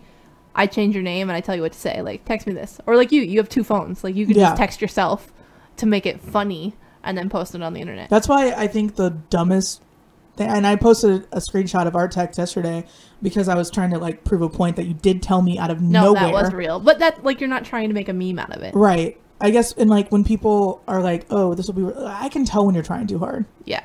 Like, everyone can. Yeah. But I don't think that, like, when people routinely post conversations between the two of them, they think it's, like, so fucking funny. Mm. Everyone thinks that they're, like, the most entertaining and, like, hilarious person on the world, in the planet. Like, they're like, oh, my God, my friends and I should have a TV show. It's crazy. And I'm like, you're stupid. Like, oh, you don't do anything that's exciting. Right. Your life isn't that interesting. Shut the fuck up. Or just make your own TV show. Yeah. If I people that say that, I'm just like, okay, do it. It is not hard to have your own TV show now. Like, it's 2019. You can have your own YouTube channel. Do it. Do it if you're so funny. Yeah, if you're so and like half the time, my other favorite is when people, what is with this? People, and they find us. They do this on purpose. I swear to God. It hasn't happened in a while because, well, we've talked about this. We've shut down so many avenues to get a hold of us, and we do not waste our time with people anymore, which is really refreshing. Like, literally, Sprots States went from this, like, trying to get everyone that we knew on board to, like, write for us and, like, be a part of it, to us saying, fuck this, closing it down. Megan, Gat, that's it. Yeah. Like, Glitter, Gat, done. No more. But, like, people will find us and be like, I want to start a podcast. How do I do it? Get a microphone, press record. Yeah. Not that hard. If you really and truly want to start a podcast, do it. It blows my mind how people don't follow through with things. But it's funny because I know we've seen this happen 100 times over. Yeah. Somebody comes on board, they're like, oh my God, I can't wait to do this, this, and this. They don't do it. Somebody comes on board, oh my God, I'm going to cover this, I'm going to do this, I'm going to do a weekly live stream of blah, blah, blah, blah, blah, blah, blah. They don't do it. Yeah. I want to cover this, this, and that. Well, then do it. Don't tell me you want to do it. Just fucking do it and then come to me with the final product. Yeah. It's not difficult. No. Like, you can have... We've recorded a podcast from my phone while driving. It was a good one. It was fun. If you have someone that has the same goal as you, but don't do a podcast by yourself to start out with. It's hard. Terrifying. I did it for, like, the last almost year, and it took me, like, every 2 weeks, I'd be like, all right, do a bunch of drugs and mentally prepare for this. Let's go. Yeah. And that was the only way I could do it. It's really hard. I could never do it by myself. I cannot talk to myself for 2 hours. I can't do it. I can do it like maybe 10 minutes. I used to do podcasts when I was a kid, like by myself. I didn't put them before anywhere. It's like a podcast. Yeah. Like podcasting was not around when I was like 10, probably. I don't know that for a fact, but, I used to just record myself, like talking about my day, my freaking 4th grade day. Welcome to my vlog. I talked about like how I misspelled monsoon in the spelling bee. Did you? Yeah. So what happened? I said moonsoon. MOONSOON. I get nervous in front of... Well, I did when I was a kid. I couldn't like go in front of people. I spelled the year before. I spelled peekaboo wrong. I spelled it like Pikachu, but like peekaboo. Well, that Peekaboo Street, the skier, and that was popular then too. So yeah, no. Anyway, that's what my little podcast was about. I got mad. I actually started a riot of sorts. This might shock people. 3rd grade, I was in the spelling bee. They gave me the word chauffeur. I go, bitch, that's French. It's not even an American word. I'm not fucking spelling that. Oh my God. I didn't say it to that point, but I'm like, could you give me an American word, please? Can you give me an American word? You did not. Yeah, I did. Did they hand you your MAGA cap right then? Like, here's your MAGA hat. Yeah. One day you're going to use this and someone's going to call you a conservative nut job and you're going to be like, yeah, fuck yeah, America. No, I'm not. Like, I got so pissed off though. I'm like, how did this kid get a normal word? I think it was like, I don't even know what it was, but I just remember chauffeur, and I will never not know how to spell that. Yeah.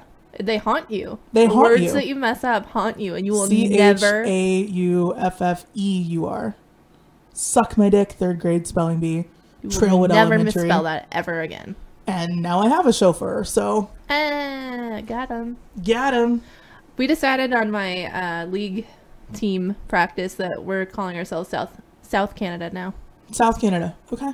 Yeah. We've decided that America and the United States is a little too aggressive. It's got a bad connotation, so we're going with South Canada. South Canada. I'm from Southern Canada. I'm from Southern Canada. Like, how far is south? Like, close to Oklahoma? Southern Canada? Like, there's the Megacodas and then Nebraska. The Megacodas is great. Somebody said that, like, they need to flood Kansas and then everyone would be happy. Oh. We could just, like, use Kansas as a giant lake because we don't need it. Okay. Good luck getting your crops. Right? Where do you get all your sunflower seeds? I mean, I was thinking wheat, but yeah. Do we grow a lot of wheat? Like, I know the state that we could flood and no one would care is Oklahoma. Yeah, what do they grow? It's a dust bowl. I don't think they grow They don't do anything. So it's fine. We can flood Oklahoma. We could probably get away with that. I don't know what Oklahoma... I like Oklahomans, but I'm not sure what Oklahoma provides. They don't provide anything. The hatred of Oklahoma is regular real. Canada. Yeah, I know. South Canada is a nice vacation spot. Yeah, we could sound so much more appealing. Like, come to South Canada for the Big 12 tournament. I live in South Sorghum. Dakota. I'd absolutely love to be a Megacodan. There's a petition. They have a lot of signatures on that. I want it to be Megakota. I mean, I don't see the rationale behind not making it Megakota. Right? If we're going that route, I think we should fuse Kentucky and Tennessee together. That is also true. Are those not the same state? They are the same fucking state. And they hate each other, and I'm like, you are the same people. You have nothing different. Nothing. No. Yeah, I am fully on board with combining Kentucky and Mega Tennessee. Carolinas. Just put them all together. Yeah, also the Carolinas. No need for separate. No one cares. Really, if you guys want us to compete with Texas, we got to start fusing states. Like, I'm sorry, Yeah. we have to. We just need to have, like, what is it, regions now? Yeah, Like, New England, their own region. they've got that under Like, control. the Carolina, I mean, the coastal, for sure. Like, everything is just together now. Fuck it. Change the name of Tennessee to Taco Bell. Kenta Taco Bell. That's aggressive. Kentaka Hut is what they used to, Kentaco like, Bell. call the KFC, Taco Bell, and Pizza Huts, which are a big thing in the Midwest, like, fusing multiple fast food Yeah, restaurants they together. fuse restaurants. Just put them all in together. I've never seen those three together. We had a Taco Hut that I was pretty fond of. We had a Kentako Hut on 135th and Metcalf for the longest time. Really? Yeah, and then there's also a Mimi's Cafe there. Oh which- yeah, they closed that down. I went there once and then they closed it like a month later. I was like, It was oh. not good. I liked it. They had good quiche. Yeah. They're a little uppity though for like what it is. Yeah, I think I had a grilled cheese and tomato soup there, and it was like $20. I was like, what? Yeah. Why is this a thing? And I was young too, so I was younger. I'm still young.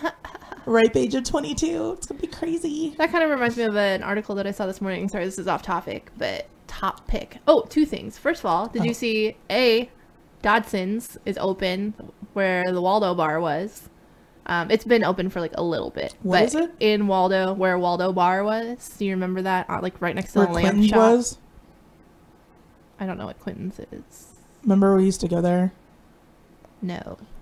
Remember I would end up there day drinking, No. and there was like a button, and we didn't have to pay for anything, where Jess and Lindsay made out. That was Quentin's. I don't remember any of this. The night that Jess puked all over Nathan's car, like Oh. my driver Nathan. I don't remember any of it. Was I there? Yes. The bar that I groped that one guy in that you set me up with. Yeah. Yeah. That was called Waldo Bar. Yeah, but it was Quentin's at the time. Okay. Well, okay. So Glad we all figured that out. And you also know that I groped a guy at a bar. I'm glad that that's the part that made me realize where we were. Oh, I know where we are now. I was like, how many more things do I need to tell you? You could have just followed my thing. Like, there's freaking, what's the Lamp? sketchy bar? Bobby Sketchy Baker's? bar, Bobby Baker's, lamp shop. I think you said lamb chops. So it's like, what is lamb chops? No. Now I know what we're talking about. Okay. Lamp shop. Lamb chops. Anyway, so yeah, Quentin / the Waldo bar is now I don't even remember what the name is. Dodson's. Okay. Yeah. And it's open, but every second Wednesday of the month they have a pop-up restaurant there, so we have to go. That was the point of this whole story. Well, I absolutely love that story. Yeah. So the other thing that I was saying, because you said the younger thing, there was an article, like, when is there not an article about millennials? But this one was like, millennials have to take classes to learn how to be, or they call them adulting classes. Oh, God. Like to learn how to sew on a button or like balance a checkbook and stuff like that. And like, it's not our fault that we don't know how to do those things. You have taken out, the baby boomers, took away funding for home ec. We don't take that class Yeah, we anymore. don't get that anymore. We don't get home ec anymore. We don't get like cooking classes anymore. Like, we don't know how to make stuff We don't know that's how to not make in a anything. microwave. I mean, you do. Your parents probably teach you, but not everybody has Not that everybody has opportunity. parents like that. You know, like, there's no food class in school anymore. There's no art hardly in any schools where you take real art. Like, you have to choose to spend your time on that. So, While Megan's on this rant, I drank 4 coffees and I'll be right back. oh, you had 4 coffees? Yeah, kind of. How do you even have 4 coffees? All right. Well, now I've talked about it to myself, and I already told you guys that it wasn't good at that, and I can only see half the chat, so I'm just kind of talking all alone. We can talk about millennials, because I really hate that term, because most people are millennials that are on the internet right now. So all of those people that are complaining about millennials, like, it's you. You're a millennial. Millennial does not mean young people. that is a generation. I don't know what the generation is after millennial. I think it's generation Y, Z, the Xenon people. Wouldn't that be cool if they were named after the Xenon people? Stick it to the millennials.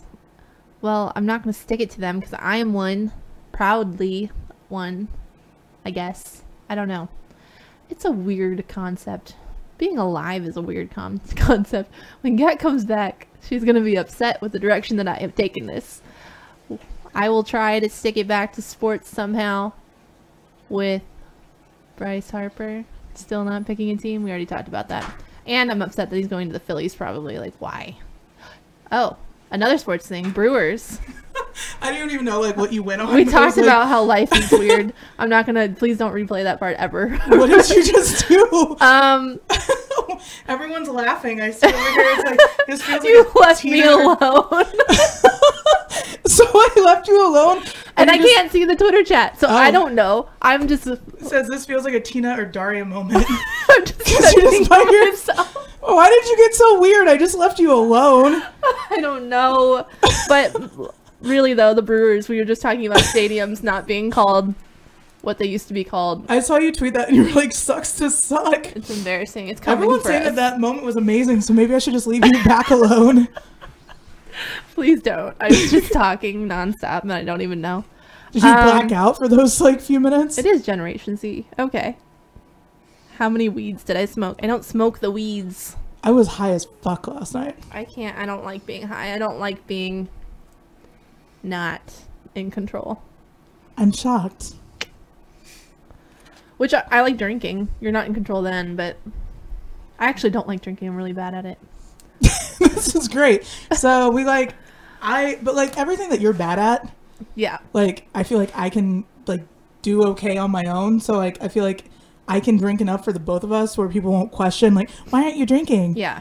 But then like everything I'm horrible at, you're great at. Like what? Like putting limits on things, like no you're not doing that, or like being rational and making like informed and drawn out decisions and not just like immediately impulsively go and do something. Yeah, impulsive is not so much in my nature. It is a little bit. Like I feel like when both of us are like vacation drinking mode together, we are unstoppable in more ways than one. Yeah. It could be dangerous. It is dangerous for others, not for us. Not for us. We're always going to be fine. We're fine. We find a way out of everything. But like, I feel like the moment that I realized that was when we were in Tennessee. And I know it's been some months, so I feel like I'm like ready to talk about this a little bit. Oh my God, right now? Yeah, fuck it.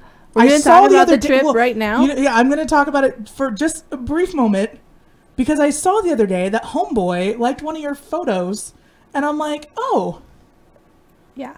So you can't respond to anything. Have you texted him? I said Merry Christmas to everyone in my phone. All right. So I didn't get that. Well, I think I bombarded you I'm in every kidding. other I'm social just media kidding. platform possible. I'm like, I told you Merry Christmas, bitch. Calm down. Steve told me Merry Christmas before you did. Yeah, Steve woke up and sent gifts to everyone. Yeah, you did. Yeah. Everyone. And I apparently am like in the minority of saying gifts. I say Why? GIF, not GIF. It's supposed to be GIF, but everybody says GIF. So I don't understand. But like somebody roasted me on it the other day, and I'm like, leave me the fuck alone. Might have been you. I don't know. I don't think It it was was not you. me because I don't like GIF. Because I don't like peanut butter, and that's what it reminds me of. I hate peanut butter and moving photos. But yeah, Steve sends out a New Year's one and Christmas one to you. He did. Yeah. I was rolling in the Steve gifts. So Steve is my dad. But no, I saw one of your photos because I was going through because I might have been being ignored by somebody. It's fine. I had to know like if you're liking my friend's photos. He hadn't yet.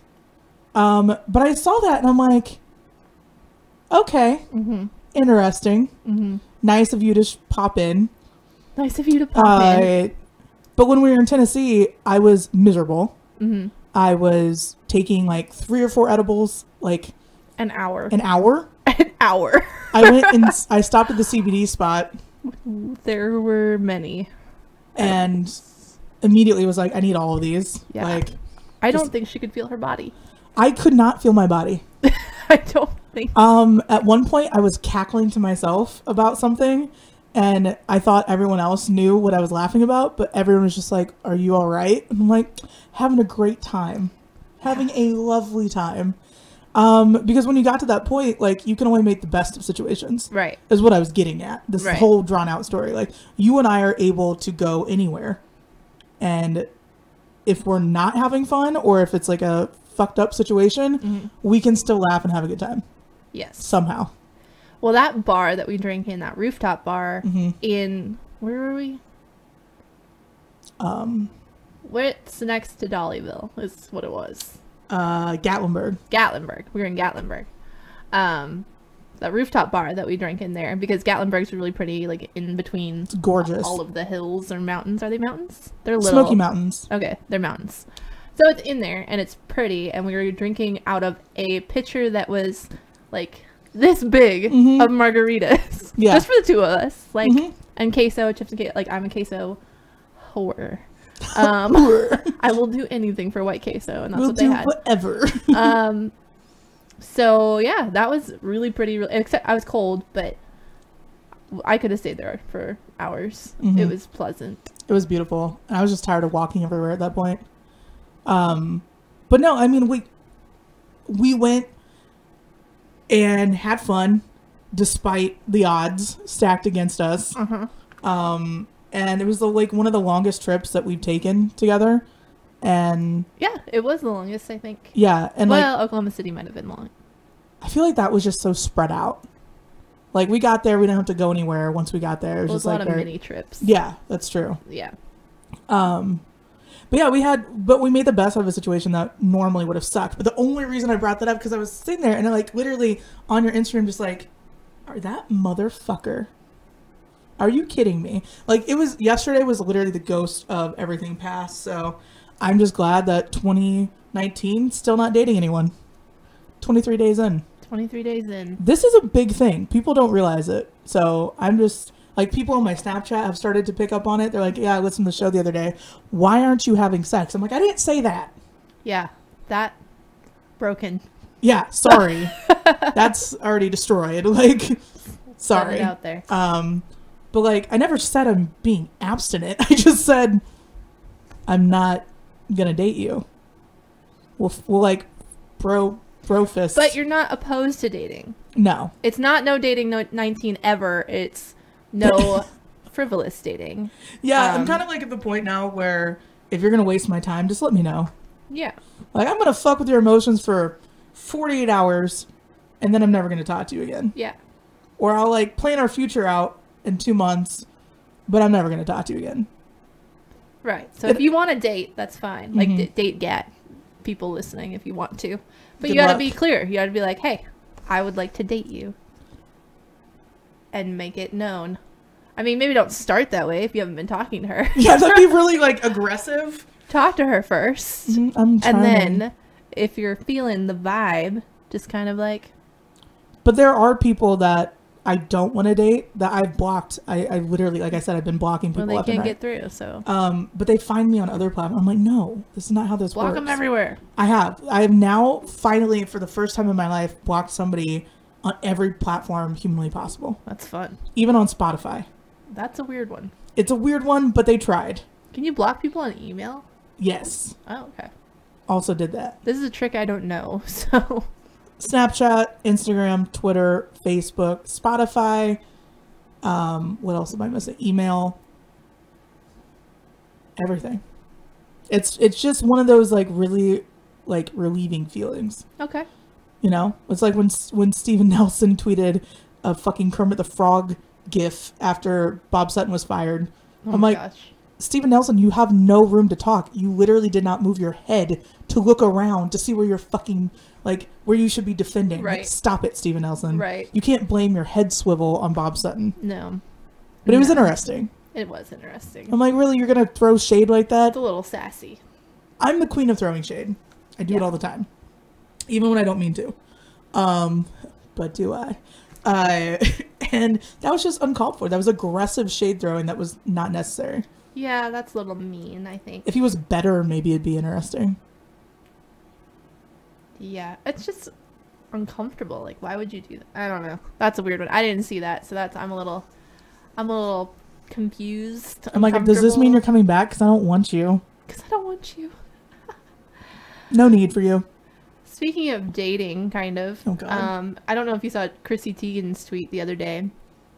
She was like, I haven't been in the dating scene in a while, but guys are still out here trying to tell a girl 6 months in that they'd like to be exclusive. Like, I've been exclusive for the last 6 months. Where have you been? Right, where have you what been? have you been doing? Oh man, that's such a weird conversation too, because like I feel like when you get to that point, like if a fucking supermodel is having problems with men. She's not having problems well, because she's married. But still, like if somebody of that caliber is having problems with guys like being who they are as people, and being like, oh, I think we're finally ready to be exclusive. It's like, dude, what the fuck were we doing these last 6 months? Right? Where have you been? That's the biggest thing. Don't make an ass out of me and we're good.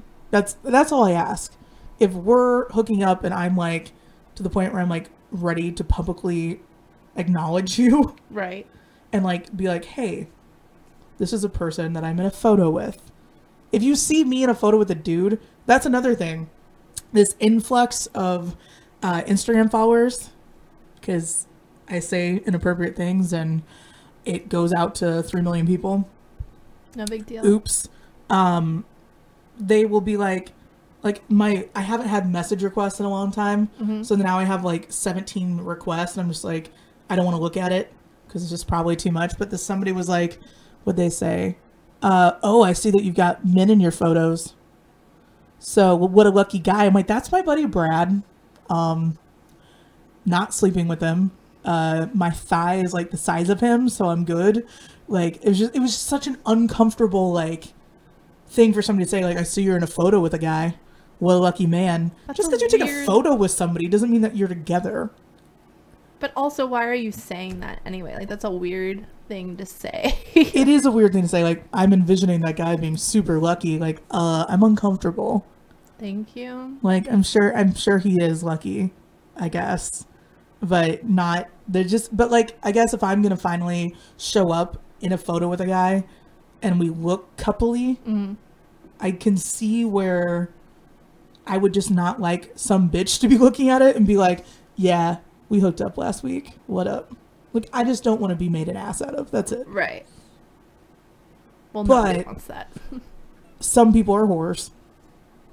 Men and women, whatever gender you are, whatever you identify as, people can be whores. And so just like, I guess, just don't make me look dumb and we're good. But I feel like that's pretty much, I guess, dating etiquette 101. Okay.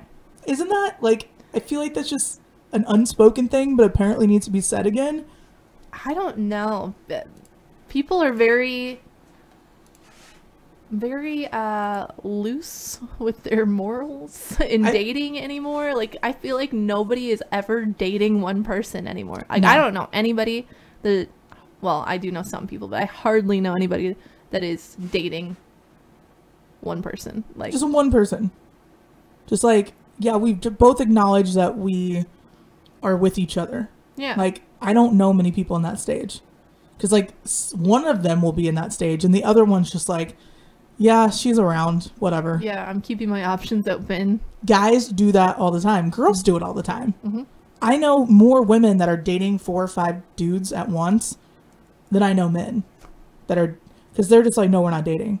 Yeah. In their mind. But, like, women will be like, oh, yeah, I have 4 boyfriends. I'm like, oh, sounds exhausting. I did that for a while. Like, I think it was, I can't remember what summer it was. Was it not last summer? 2016, no. 2017 summer. I was dating like 7 people. It's too much work. It was exhausting.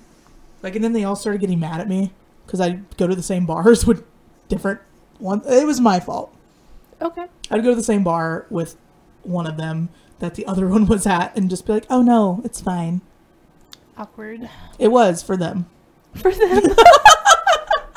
It was weird for them, like, oh, so you're like really attached to me. Like, I was a dick about it. Like, I should have been better. So I learned my lesson. Now I have a year of horrible dating under my belt. But yeah, You're not wrong. Yeah, so it'll be fun though. I think that's why, like, I'm not looking forward to getting into February because I'm like, this has been the longest January of my life. But like, I'm looking forward to being like, hey, got a month done. No dating 19. We did I'm it. killing it. Yeah, but I think when you said that I'd be open to it, I'm not. I don't think I am. Because then that would require because then baseball season is coming up. Mm-hmm. And I don't know. I just feel like I need to go to multiple baseball games with different people and see how they are. Because that's another thing. If you go to a sporting event with somebody, that's a huge point in your relationship to define if you can stand being around them. That's a commitment. So, what is if you take somebody to a game with you, what is your biggest pet peeve about that? If they don't pay attention, if they talk the whole time, if they ask questions the whole time, what would be one of the most annoying things that they could do? Yes, all of them. All of that? Shut up, watch the game. And don't ask you questions? Or what if you were trying to teach somebody about? I would be okay with teaching somebody baseball or any sport. I can't teach you football, sorry. But you could do a pretty good job. I'm okay with teaching people, and I'm okay if they're asking questions. I don't even care if they're asking life questions. If you want to chat the whole time, that's fine.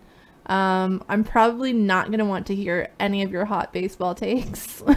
I don't want to hear anything negative about the team that we're watching.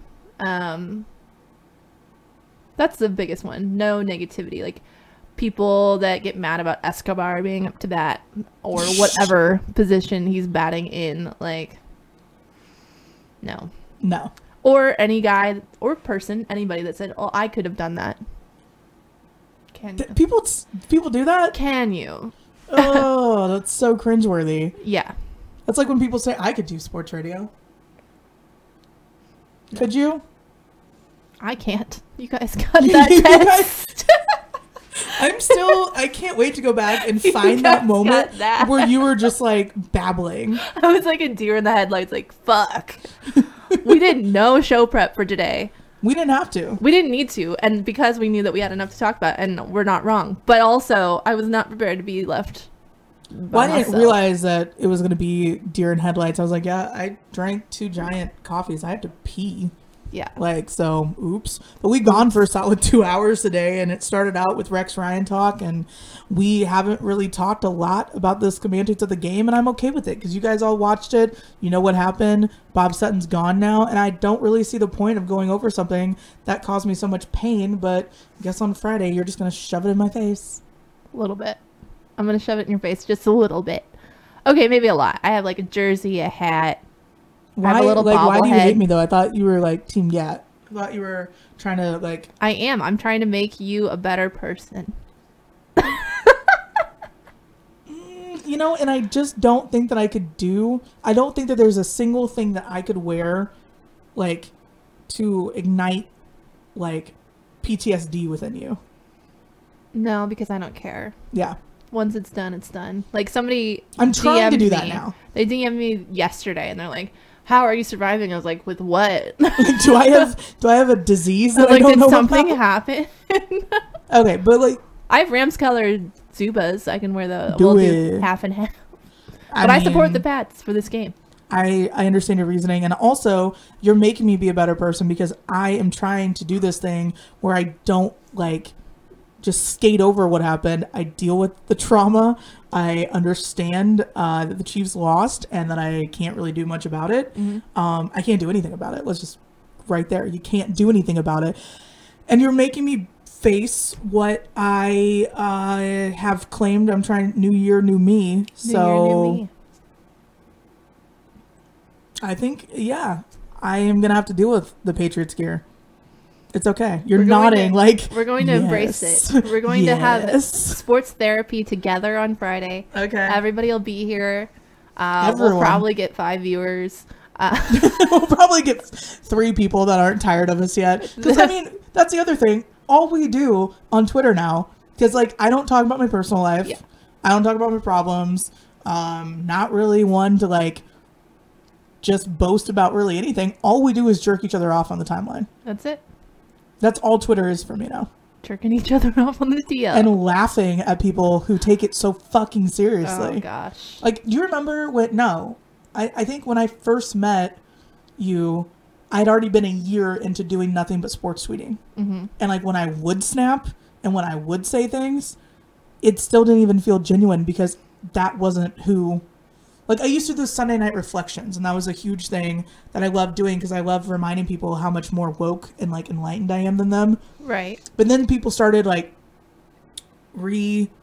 servicing them and being like, oh, I thought you wanted to empower all women. I'm like, you know what? I'm over that. I want to empower people.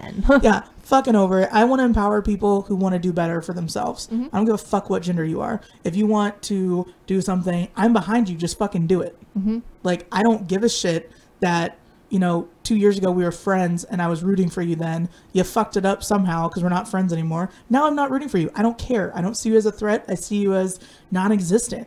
Right. So now I'm focused on nothing but if you want to do something, fucking do it. I'm not going to tell you not to. Right. I'm going to tell you it's going to suck. No one's going to listen to you at the beginning. You have to build a brand. You have to stick to that brand and be consistent.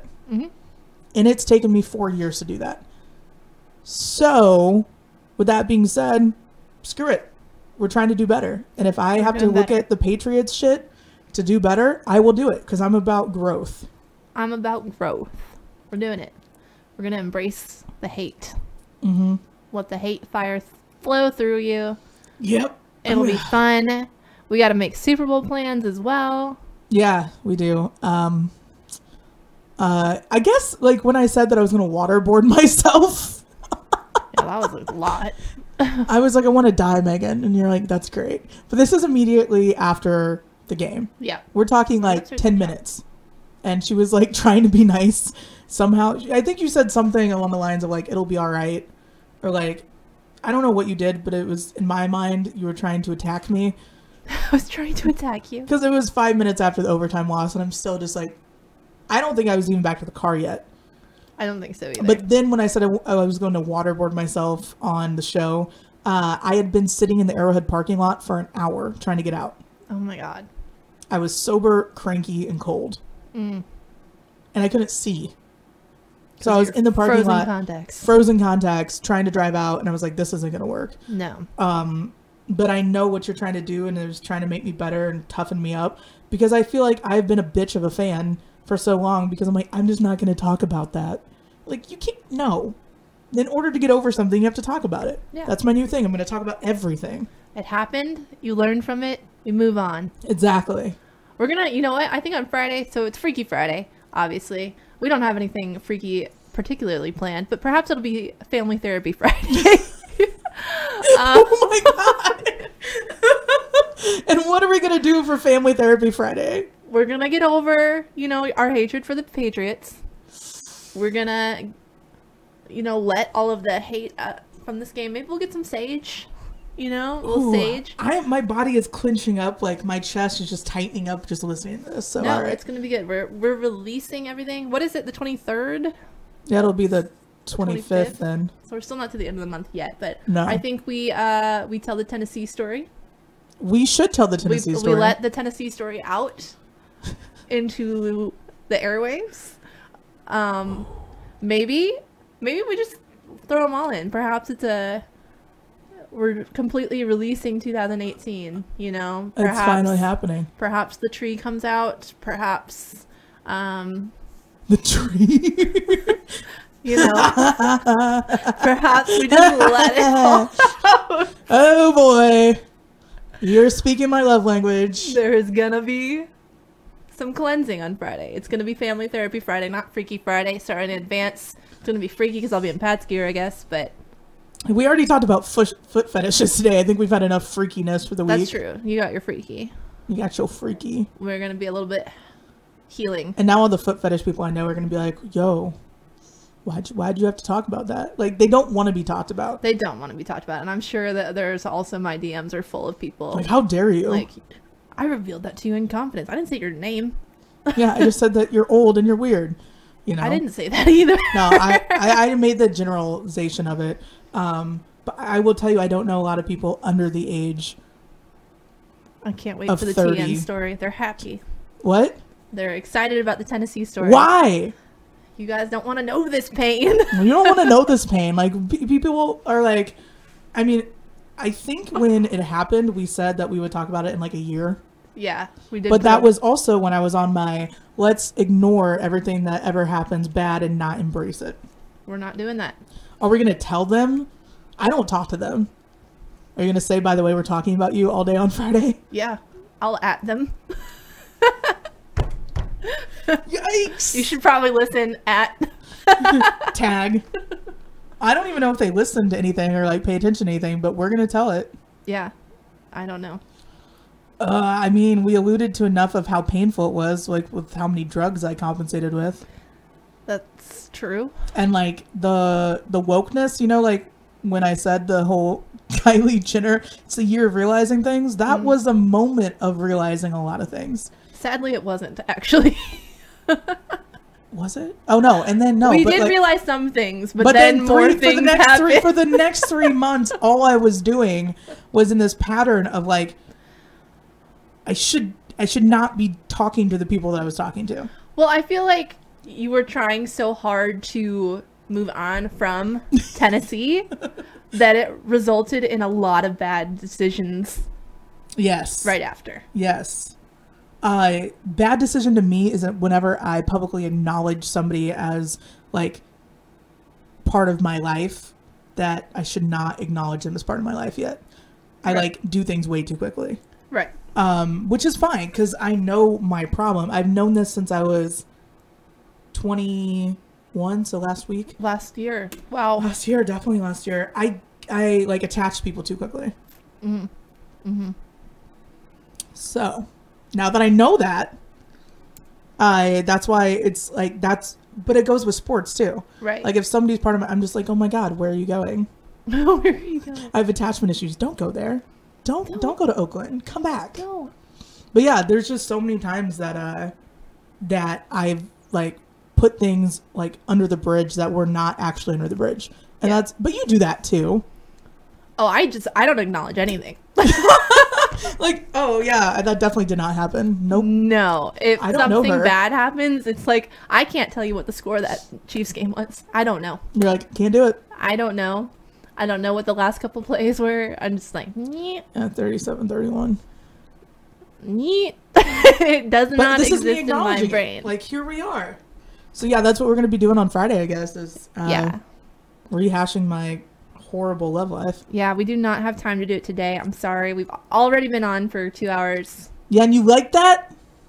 And Megan is hungry. Yeah, I'm hungry too, so we're Freaking probably starving. both going to go and eat things, so. Bye. Yeah, I guess we're ending We're now. ending right now. No, but we will be back on Friday. It's not going to be Freaky Friday, I guess. We're doing Family Therapy Friday. I can't wait to see the notes for this. You guys are not ready. This is intense. This is going like, because I feel like we're not at a dead point. We all know the Patriots are going to win the Super Bowl. It's fine. Yeah. It's cool. We're going to move on. So that's our bold prediction. You already know what's going to happen. So let's talk about us. Let's talk about us. We'll talk about football a little bit. It'll be, I mean, we have to. That's part of the family therapy. You're right. That is part of the a little bit part of it. We're going to start with something super painful like the Indianapolis loss. Yeah. 28-point lead blown. And then we'll talk about something like slightly less painful, which was the Tennessee trip. Maybe, I don't know. Those are tied. Those are pretty tied. Yeah. So we will talk about it for sure. That's true that we still have another week actually for We have plenty of time to talk about that matchup. the Super Bowl. So maybe you won't be wearing the Patriot stuff Friday. yeah. Maybe you will. We can open wounds again next week. No, we'll just keep ripping my heart into pieces Until we're there's finally nothing left. so there's nothing left and nothing can hurt me. You're like, oh, I'm sorry. What did you say to me? Okay, that's great. But it's part of building up my thick skin. Yeah, this is how you build muscles. You tear them down and then you put them back together. And you refeed. We're gonna put a compression sock on your heart. It's gonna be Oh boy, I can't wait for this one. Well, guys, thank you so much for tuning in to Sprots. This is Gat. and glitter. We'll be back on Friday. Follow us on where? Everywhere, please, on Twitch. And smash that subscribe button on Twitch. Now that we have it, we're gonna get an emote. We should have an emote. It won't be approved by Friday, but we should have it for next week for you guys. And yeah, on Twitter, Instagram, Facebook, everywhere you want to be. Everywhere, baby. Okay. I should not say baby. All right, baby girl. Yeah, baby girl. All right, we'll talk.